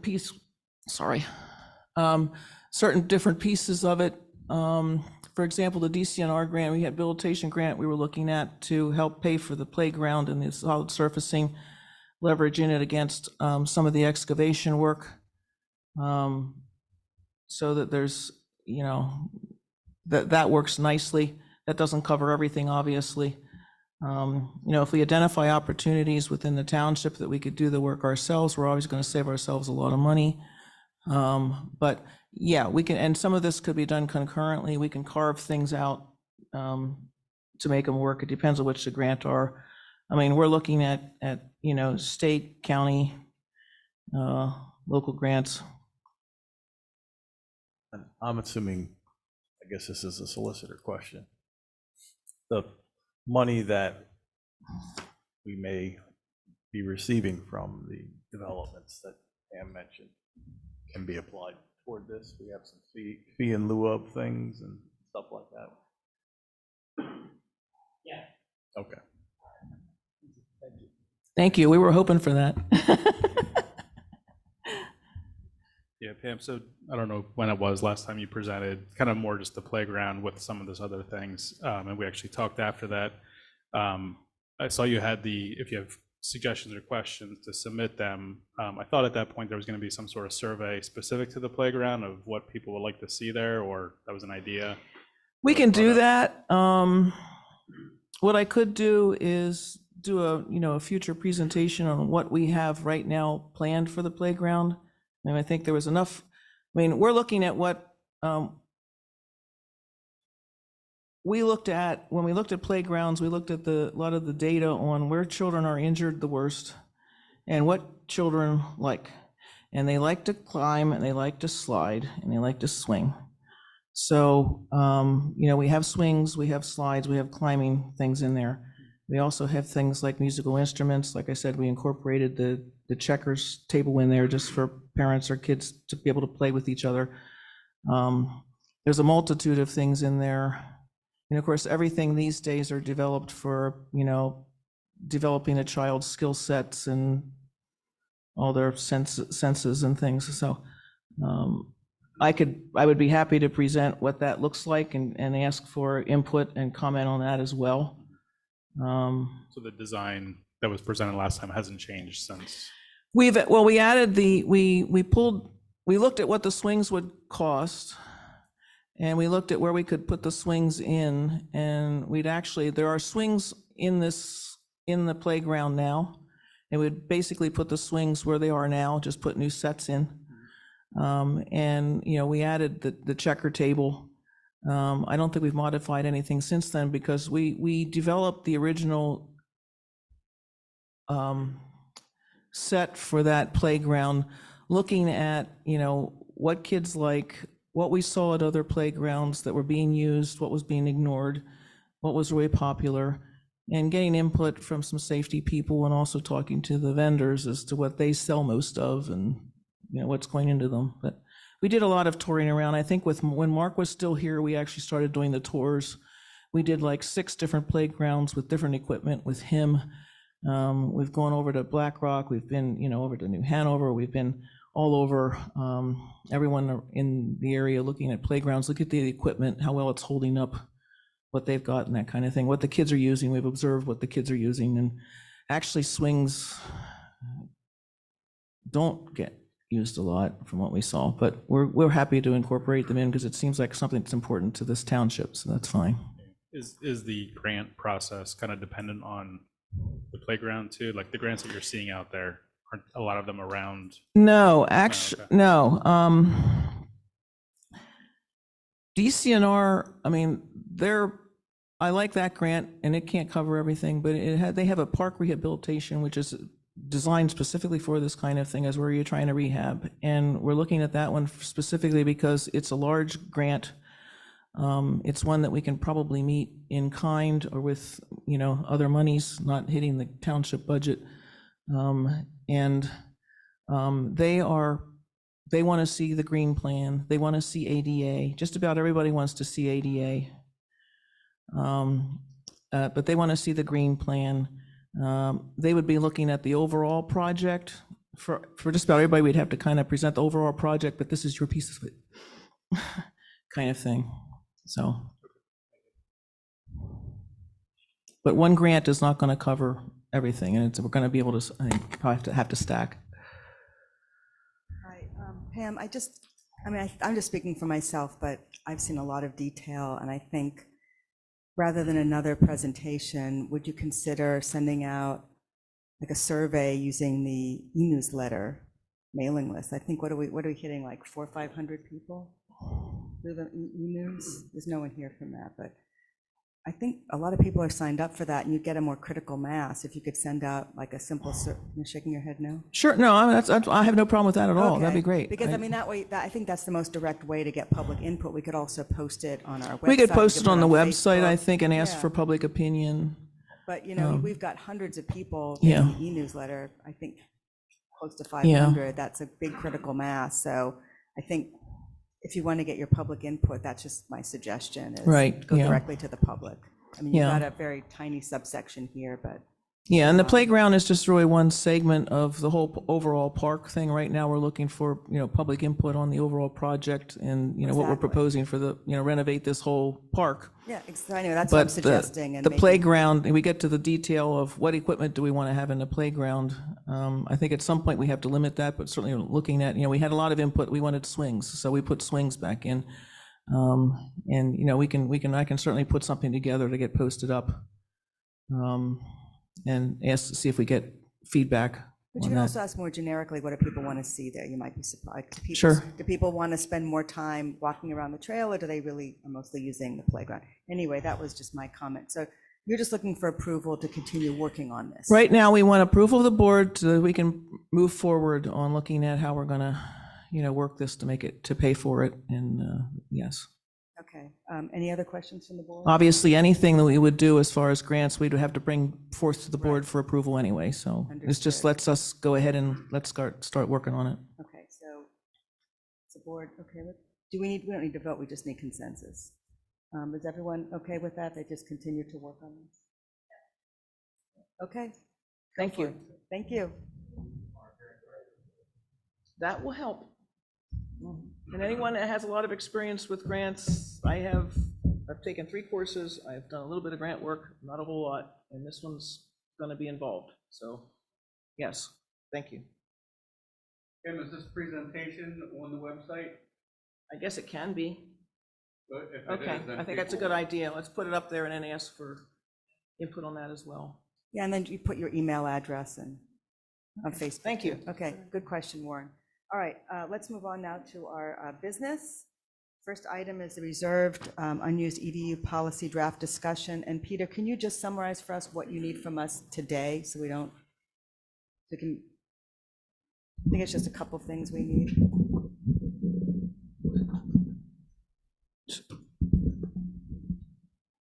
Can you, Marl, what do you just want a summary of overall No, or no, a no, summary of no, changes? A summary of what we need to do. Well, I know Oh, today you want us summary to of- approve it, but just there's the 2 items, I believe, we Yeah, needed so to clarify there's tonight. two blanks that need to be filled in, and they're related. It's basically, there are 2 separate areas where someone who has a dormant EDU wants to return it, but they can't prove how much they paid for it. Normally, when you return, under the policy, when you return a dormant EDU, we would figure out, how much, we will refund you the amount of money you paid for it minus, I think it's a 10% administrative fee. We are anticipating a situation where neither the property owner nor the township will be able to track down the actual amount that was paid for. In those situations, we would like the policy to state what's the default amount you're going to get. This was discussed, I think, 2 meetings ago. There were specific numbers that were shopped around and percentages that were shopped around. In talking to Jason after that meeting, we both concluded, at least in our perception, that no single number was actually agreed upon. So that's why it was remained blank. Other than that, the policy, based on the several discussions that have been had, is in a final form. I went through it a few weeks ago, cleaned it all up. Carol had some questions that I addressed with some internal conflicts. There was a couple of sections in there that were not necessary, that have been deleted. But generally, I think the policy itself reflects what the board was looking at over these last several months. And so what we're looking for today is a decision on those two default amounts of refunds, and then a decision whether or not to adopt this policy. I have my copy from that meeting, and I wrote down for the refund of a EDU paid in advance, and that would have been before the current sewage plant went into operation. I wrote down not to exceed 25% of the current tapping fee. I think that might be too high, because I remember, I think some people were paying in the range of $1,500 for an advance, and $1,500 is more than 25% of our current tapping fee. Correct. So maybe we should cap it at $1,500, because that was what people were paying for the old sewer plant. Just a thought.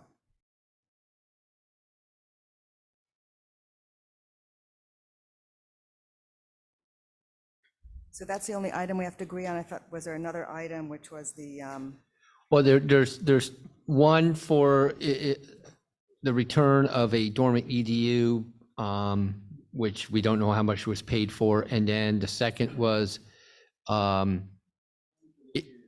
township, yeah. The second one is where we're actually kind of taking the dormant EDU from the homeowner, saying, yeah, we have to use it somewhere else, basically.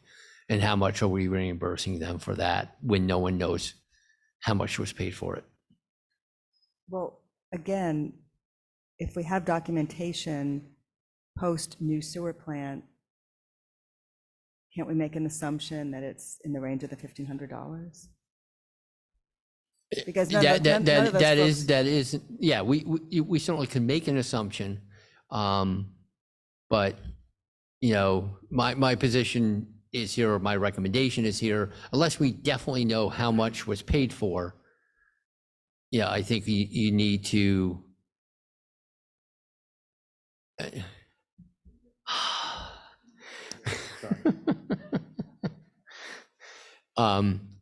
We need to pick a figure, and I mean, if what you're saying makes sense, that probably the lowest amount they paid for it was the old tapping fee, which was approximately $1,500. So if we just set it at the old tapping fee, would that, minus the 10%, would that be acceptable? From my standpoint, yes, but it's the five of you that need to.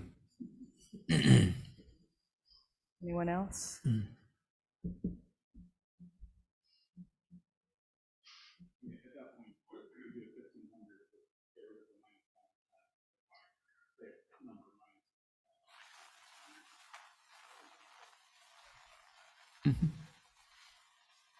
Going back into the spring that was put in, $1,500.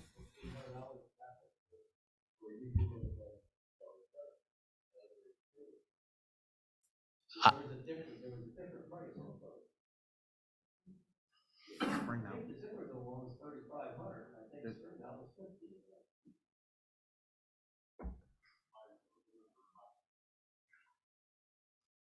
I thought the last. I don't know, I can't understand why you couldn't come up with this.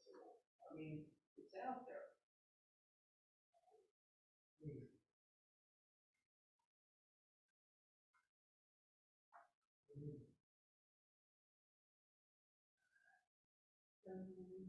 Do we need to do some more research? There's I think there's two issues here. I think for the most part, almost, we can guess at we can look at where a property is located. We could probably have a good idea when the dormant EDU was issued. And, you know, and then make an educated guess at how much was paid for it.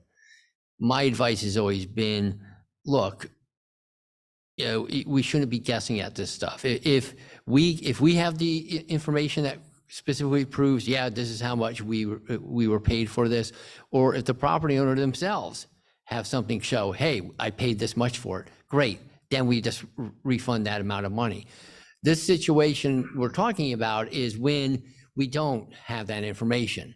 And, you know, what has happened, and one of the problems why this, I mean, we were talking about this when I first got hired with Mark, and the real problem has been is that over the years, the records maintained by this township, they have not been maintained. It's horrible.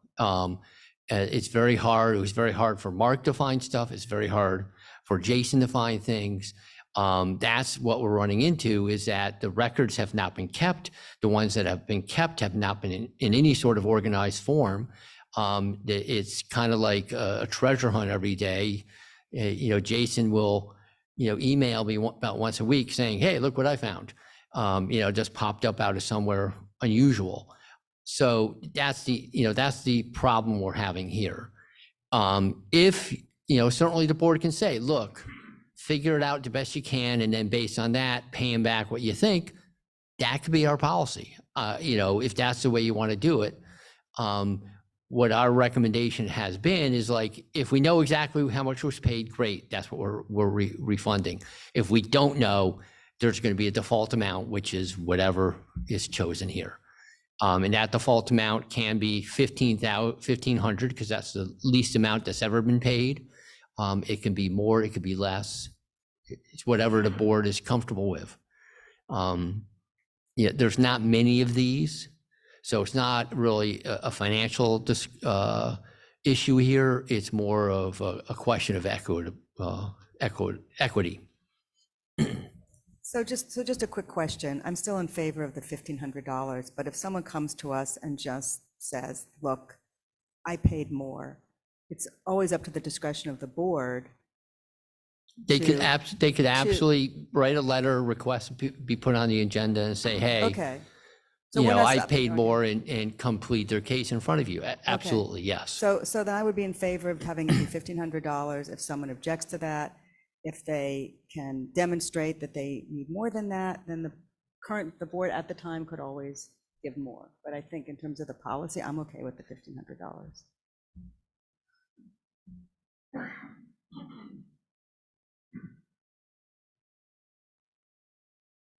We're talking like 6 people, right? 8, 10? Yeah, Just small, you know, you can count them on both hands. yes. Okay.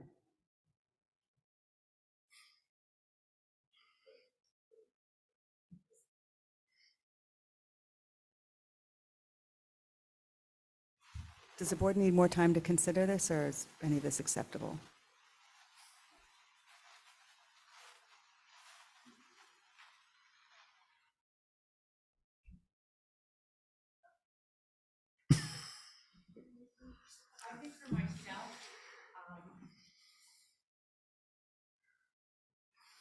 For myself, I don't feel comfortable voting simply because I've been watching peripherally from Zoom.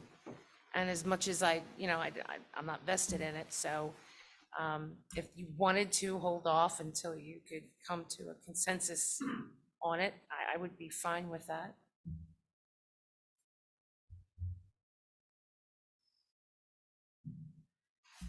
What additional information are folks looking for? I mean, because we've been talking about this, 4 or 5 meetings already? I mean, are we overthinking this?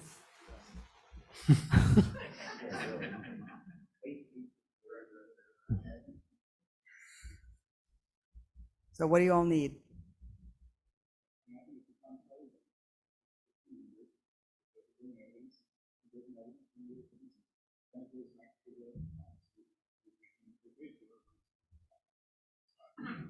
Okay. Terry?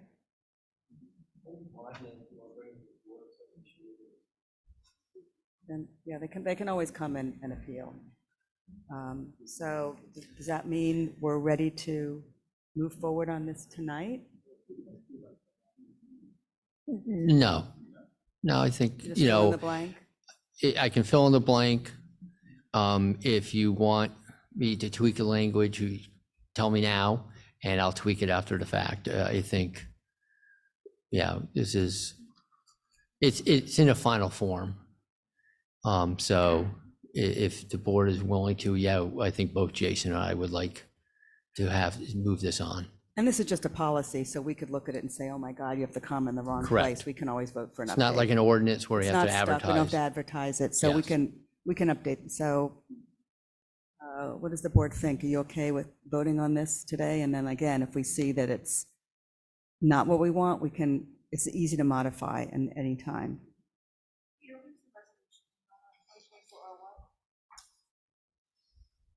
Well, I guess it would be 2 if we do this before the fee schedule, because the fee schedule would have been 2. It's not a big issue. They can be 1,000. It's not, we're not set in going numerical order.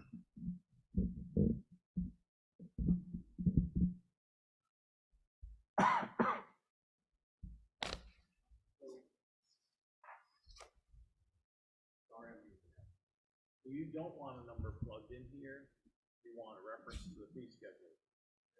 Right? So what we're discussing here, this is in the policy, the dormant fee, that was what was to go into the fee schedule, because that correlates with what like if the board was to raise the sewer charge, then that would go up with the sewer charge. You want to have a hard number in here. Yes. The other number in the fee schedule. Got it.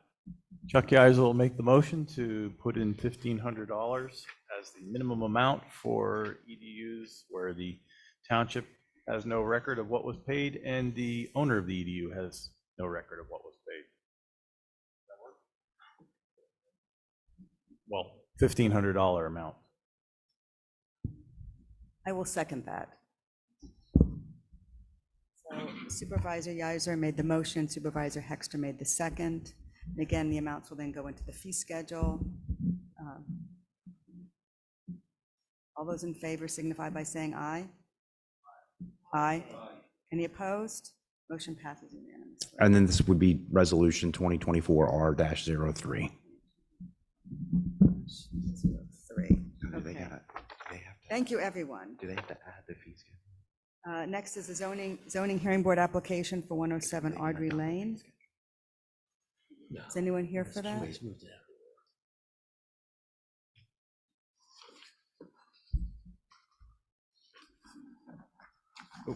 Jason, are you going to present that? Yes. So this was an application we received on December 1st, 2023.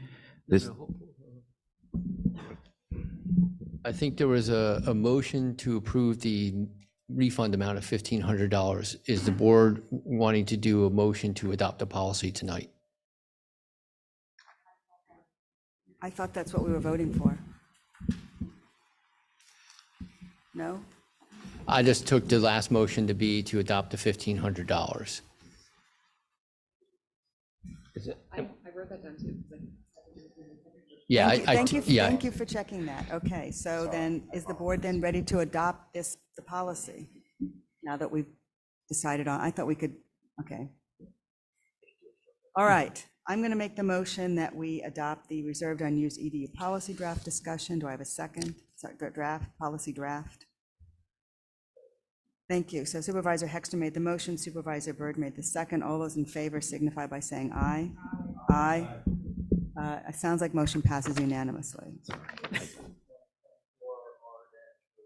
3. Yeah. Yes. I took that as a further. Thank so I you for that apologize. catch. I, for one, don't want to talk about this again. This month, certainly.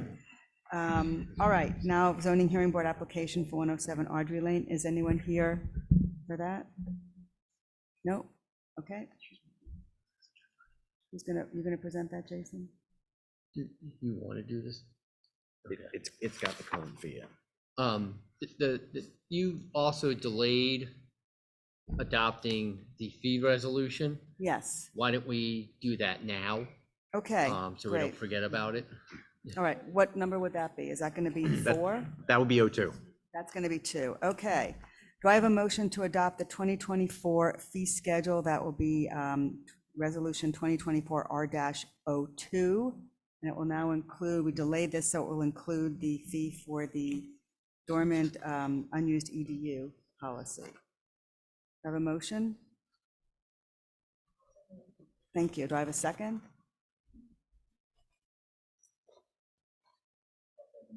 Okay, Supervisor Halter made the motion, Supervisor Byrd made the second. All those in favor signify by saying aye.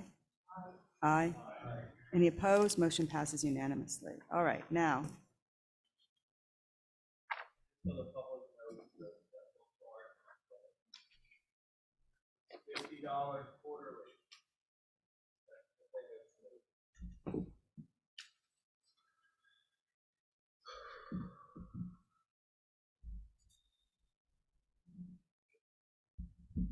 Yeah, go ahead.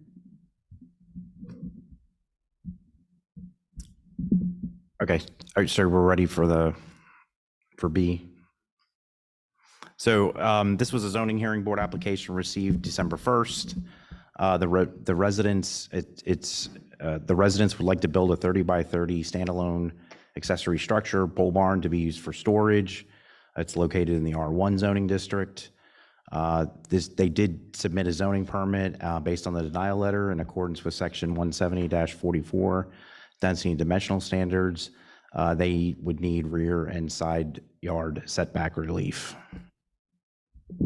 So what I have given you is the application, the denial letter, the plan, and an aerial view so you can see where they're looking to locate the pole barn. And this is scheduled for next Monday to go in front of the zoning hearing board. I've taken a look at this. I'm fine with it just going to zoning hearing board. I don't have any comments. Anyone else?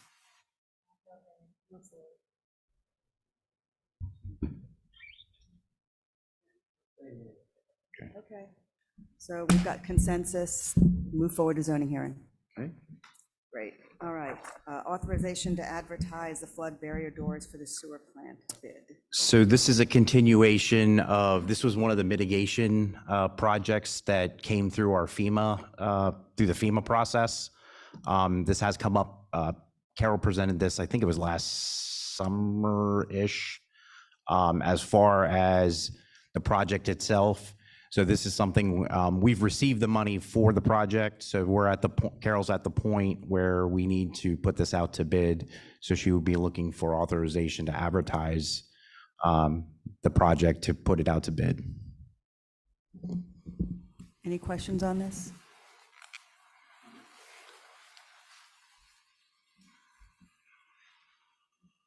No. All right, so would someone like to then make a motion to authorize advertising the flood barrier doors for the sewer plant? Thank you. Do I have a second? All right, so Supervisor Halter made the motion, Supervisor Yiser made the second. All those in favor signify by saying aye. Aye. Aye. Motion passes unanimously. Just a quick question, Chair. When are we looking theoretically to have them installed? Before our next hurricane season? Yes. Thank you. Okay, good. Right answer. All right. Next item, authorization to advertise for the 2024 equipment bid. So this is just the annual, Yeah. this is the annual equipment bid. So once again, just looking for authorization from the board for Carol to put that out to bid. Any questions on this? Again, we do this every year.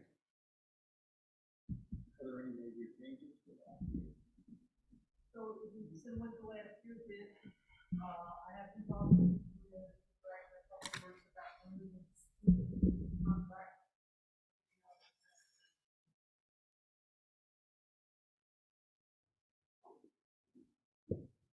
Is the board ready to go ahead with this? All right. Go ahead, Bob. By the, thank you, good question. By a working microphone. Thank you. So obviously, we don't have the fee schedule up there or in our packet over here. And it sounds like Carol said it's going to pay basically the paving that's on that, the equipment bid. Is it mainly for paving? The equipment bid is actually bidding out line items of equipment. It does include a paper, includes a backhoe, excavating equipment. So it's not just paving, it's excavating it. For piping, repair things that suddenly come up in the township, more equipment and manpower. Okay, so I'm glad to hear that, but maybe Mr. Sachs can give us some information where he thinks that additional equipment could be put in that. I realize that you're going to have to put an hourly portion to it, which is going to increase the bid at the final end. But, you know, we don't have, I don't think, backup snow removal on there, wheel loader, mini excavator, whatever to do some of these pipe jobs. I mean, if it can be done with a backhoe, fine. And you have that backhoe, then you're good. So I just want to make sure that we can expand it now with some additional equipment before we put it out to bid. So again, I work with the Department of Public Works on what it is he feels he needs. And this list of equipment has been fairly consistent over the past few years and served him well. So I'm not sure what else you're looking for. Just want to make sure all the bases are covered. So like a situation like you were talking about, where you're possibly looking at removing a pipe. So if you have the backhoe there to do that, there possibly laborers, possibly a 6-wheel dump truck to remove all that stuff, whether or not the Public Works is doing that in conjunction with that. I'm just saying, I want to make sure all the bases are covered and that everybody, at the end of the day, whatever is billed for is on the equipment bid, and we have a line item and a price for it. That's all I'm trying to get to. So if we have that, the copy I had from a couple of years ago, I couldn't find it, and I didn't go on the site to look for it. But I believe a couple of years ago, we didn't have all that stuff. So as long as we have it, that's all I'm concerned about. Thank you. All right, is the board ready to vote to authorize advertising for the 2024 equipment bid?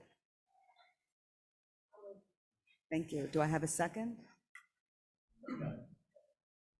Okay, so we have Supervisor Holter made the motion, Supervisor Yiser made the second. All those in favor signify by saying aye. Aye. Any opposed? Motion passes unanimously.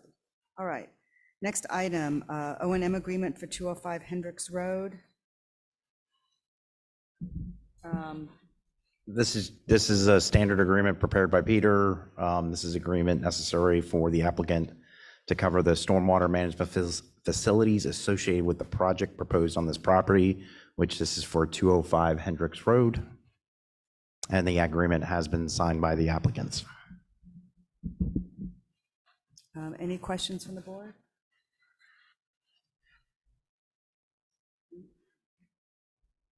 All right. Oh, go ahead, Dan. Well, no.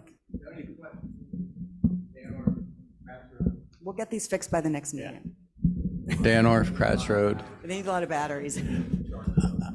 Just with respect to the Hendricks Road, 205 Hendricks, quite frequently, I assume it's one of the workers or prospective workers has been parking his truck along with a trailer, right, occupying the entire, whatever direction that is, going towards the bridge. He's backed it up 6 or 7 times, and it's not in the safest location. It's blind there. So, I didn't know whether to call the police but it's quite a frequent activity. And is that going to be covered under the OEM thing? No. So then I was going to bring it up under public comment. So I figured this seemed like appropriate, but so something should be done about that, because it's almost on a every other day basis. Who gets this?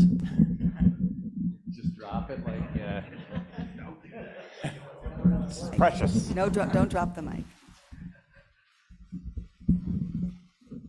Okay. Did we have a motion? No, okay. Well, I'll go ahead and make the motion then to approve the O&M agreement for 205 Hendricks Road and authorize the chair to sign on behalf of the Board of Supervisors. Do I have a second?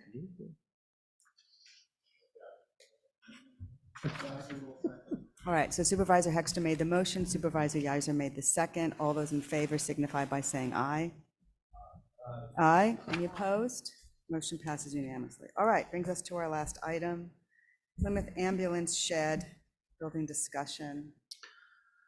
So as the board may recall, at its November 8th general meeting, the Plymouth Ambulance was given authorization to pursue installing a shed for their equipment. They met with Ryan from LTL, I think it was last week, and he helped them fill out the zoning application to install a 160 square foot shed. Per the overhead view, they are looking to install the shed in the lower parking area, meeting the side and rear setback requirements. Since this would be installed on pervious surface, stormwater should not be required. They are also looking to have the zoning permit fee waived. But just so the board's aware, I have not had a meeting. We were trying to do that, and my holiday schedule did not allow that, and they decided to move forward, so. Carol, do you know if, in fact, they do not need any stormwater work done? Yeah, I looked at the drop off of the that, and the shed is going on the parking area, but will not require stormwater management. Yeah, it looks like it's just to house one vehicle. So 160 square feet is not very big. All right. Any other questions from the board?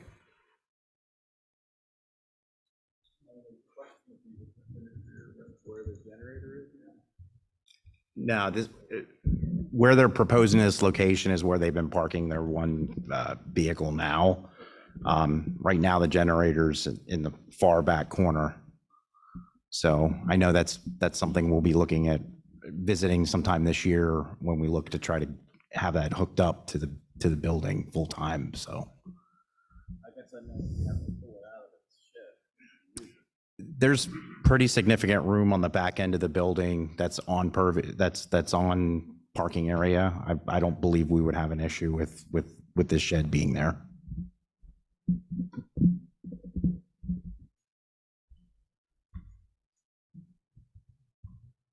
So I had an opportunity to actually look at the, well, first off, why do they need a zoning permit application? They need a zoning permit application for proposing to add an accessory structure to the property. So an accessory structure to the township property? Yes. Okay, are they an entity of the township? No. Okay, so I had an opportunity to look at their zoning application and permit application. And materially, I don't believe that it's complete. And I think that it might be wise if you could have the opportunity to have the conversation with them to get a little bit more information on this. I mean, this sounds okay. It's a 160 square foot shed. What are they putting in it? What's it made of? I know we don't need stormwater. I have no problem with it, but I think that we probably need a little bit more information. Okay.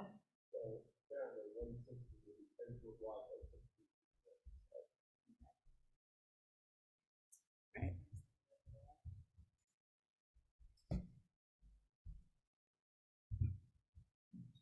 Any other questions or concerns from the board?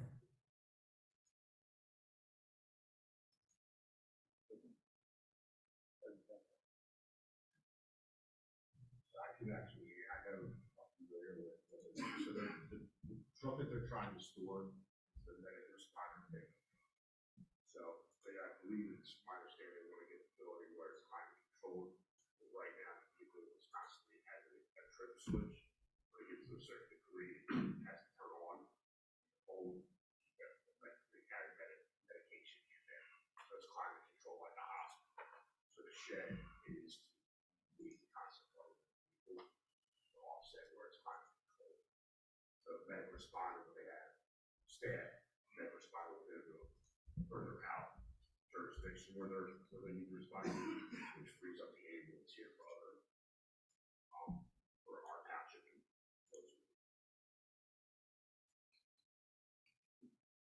Yeah, thank you for that clarification. So they're just, all they're looking for is a waiver of the permit fees, which I'm okay with. I mean, they're one of our emergency responders. Is that pretty standard? Yes. If not, it is standard. Okay.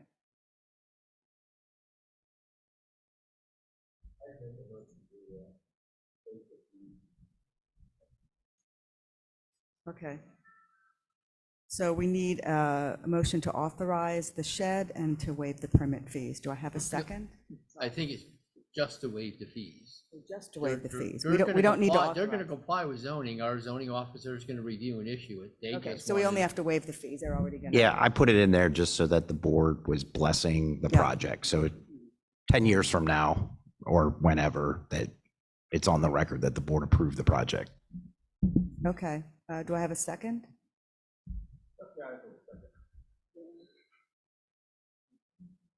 All right. Supervisor Sachs made the motion. Supervisor Yiser made the second. All those in favor signify by saying aye. Aye. Any opposed? Motion passes unanimously. All right, that brings us to the end of the business portion of our meeting, and we're now at public comment. Do we have any public comment? Go ahead, Dan.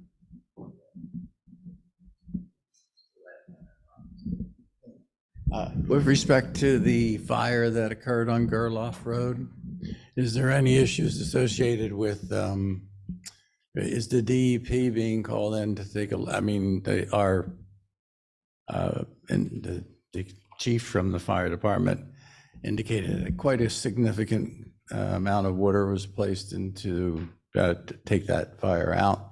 And it was indicated that there's a lot of who knows what stored there. So is the DEP involved? And if there were an issue, maybe this part's for Peter, if there was an issue associated with subsequent property owners' properties getting contaminated, would that be covered by whom? Our township or the property owner? So I don't know. If you can answer those questions, great, but that's my two concerns. I'll leave this here. Can you answer any of that? Unfortunately, no, that's like, it's kind of out of my, no. Okay. It's just a unique location. And garage,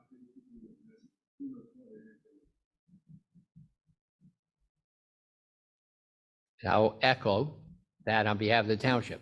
This is out of our, jurisdiction. We don't handle environmental contamination, DEP does. I don't think it's something they're not going normally out to fire events such as this unless someone sees there's definitely contamination. And it's not something that the township is going out there looking for, and we don't have the expertise or the experience to know what we're looking at. So, Okay. yeah, it's really kind of outside our area. All right. Thank you. Go ahead.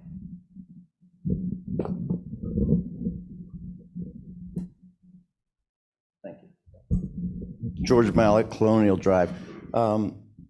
Carol, I was just wondering, you said something about Leckmore is pretty close to starting the building process over there, is that correct? Okay. Is there stormwater management involved with that project? Okay, so LTL will be in charge of monitoring the building process and stormwater management? Value engineering takes care of the site work inspection and the stormwater inspection.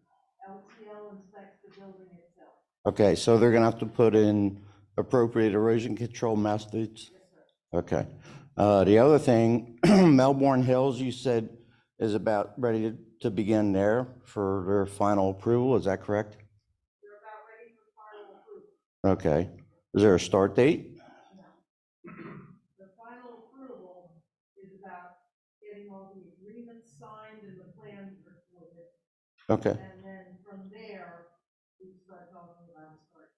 Okay, very good. Thank you. Yeah. What they're doing, what might happen at the end of this month is the plans being approved. Right. There's a whole series of steps that would have to occur before we'd even start considering about a start date. Normally, those steps take 2, 3, 4 months. Okay? Thank you. Is that Phil? Go ahead.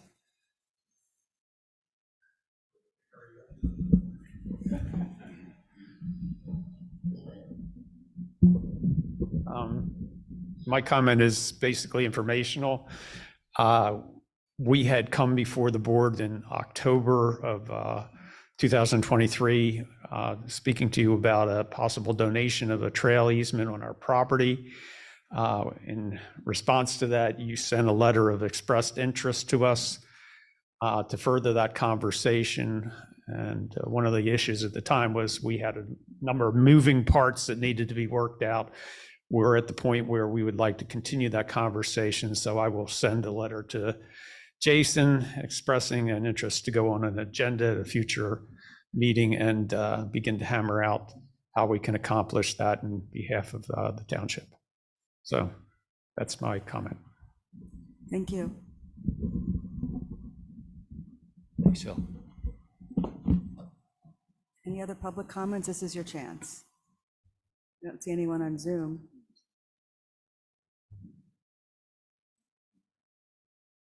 Okay, all right, we are now closing off the public comment period, and we're moving to supervisor comment. Any supervisor comment today? So I just wanted to add, when I first got here, this township didn't even have a generator that worked. That situation went on for a number of years. My opinion is unacceptable. But I will add, the ambulance people were nice enough when the power went out and our police had no electricity, to supply them with electricity according to what Mark was telling me was going on. So thank you to them. And again, I have no problems waiving those fees because we do all work together. Thanks.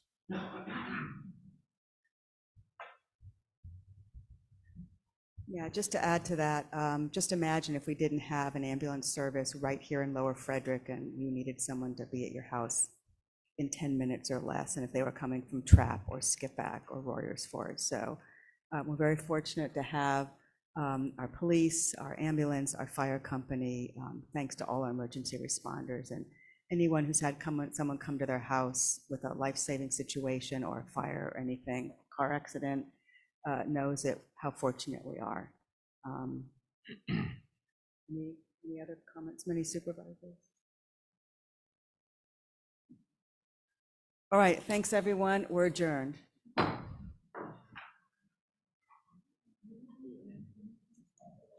Give it here.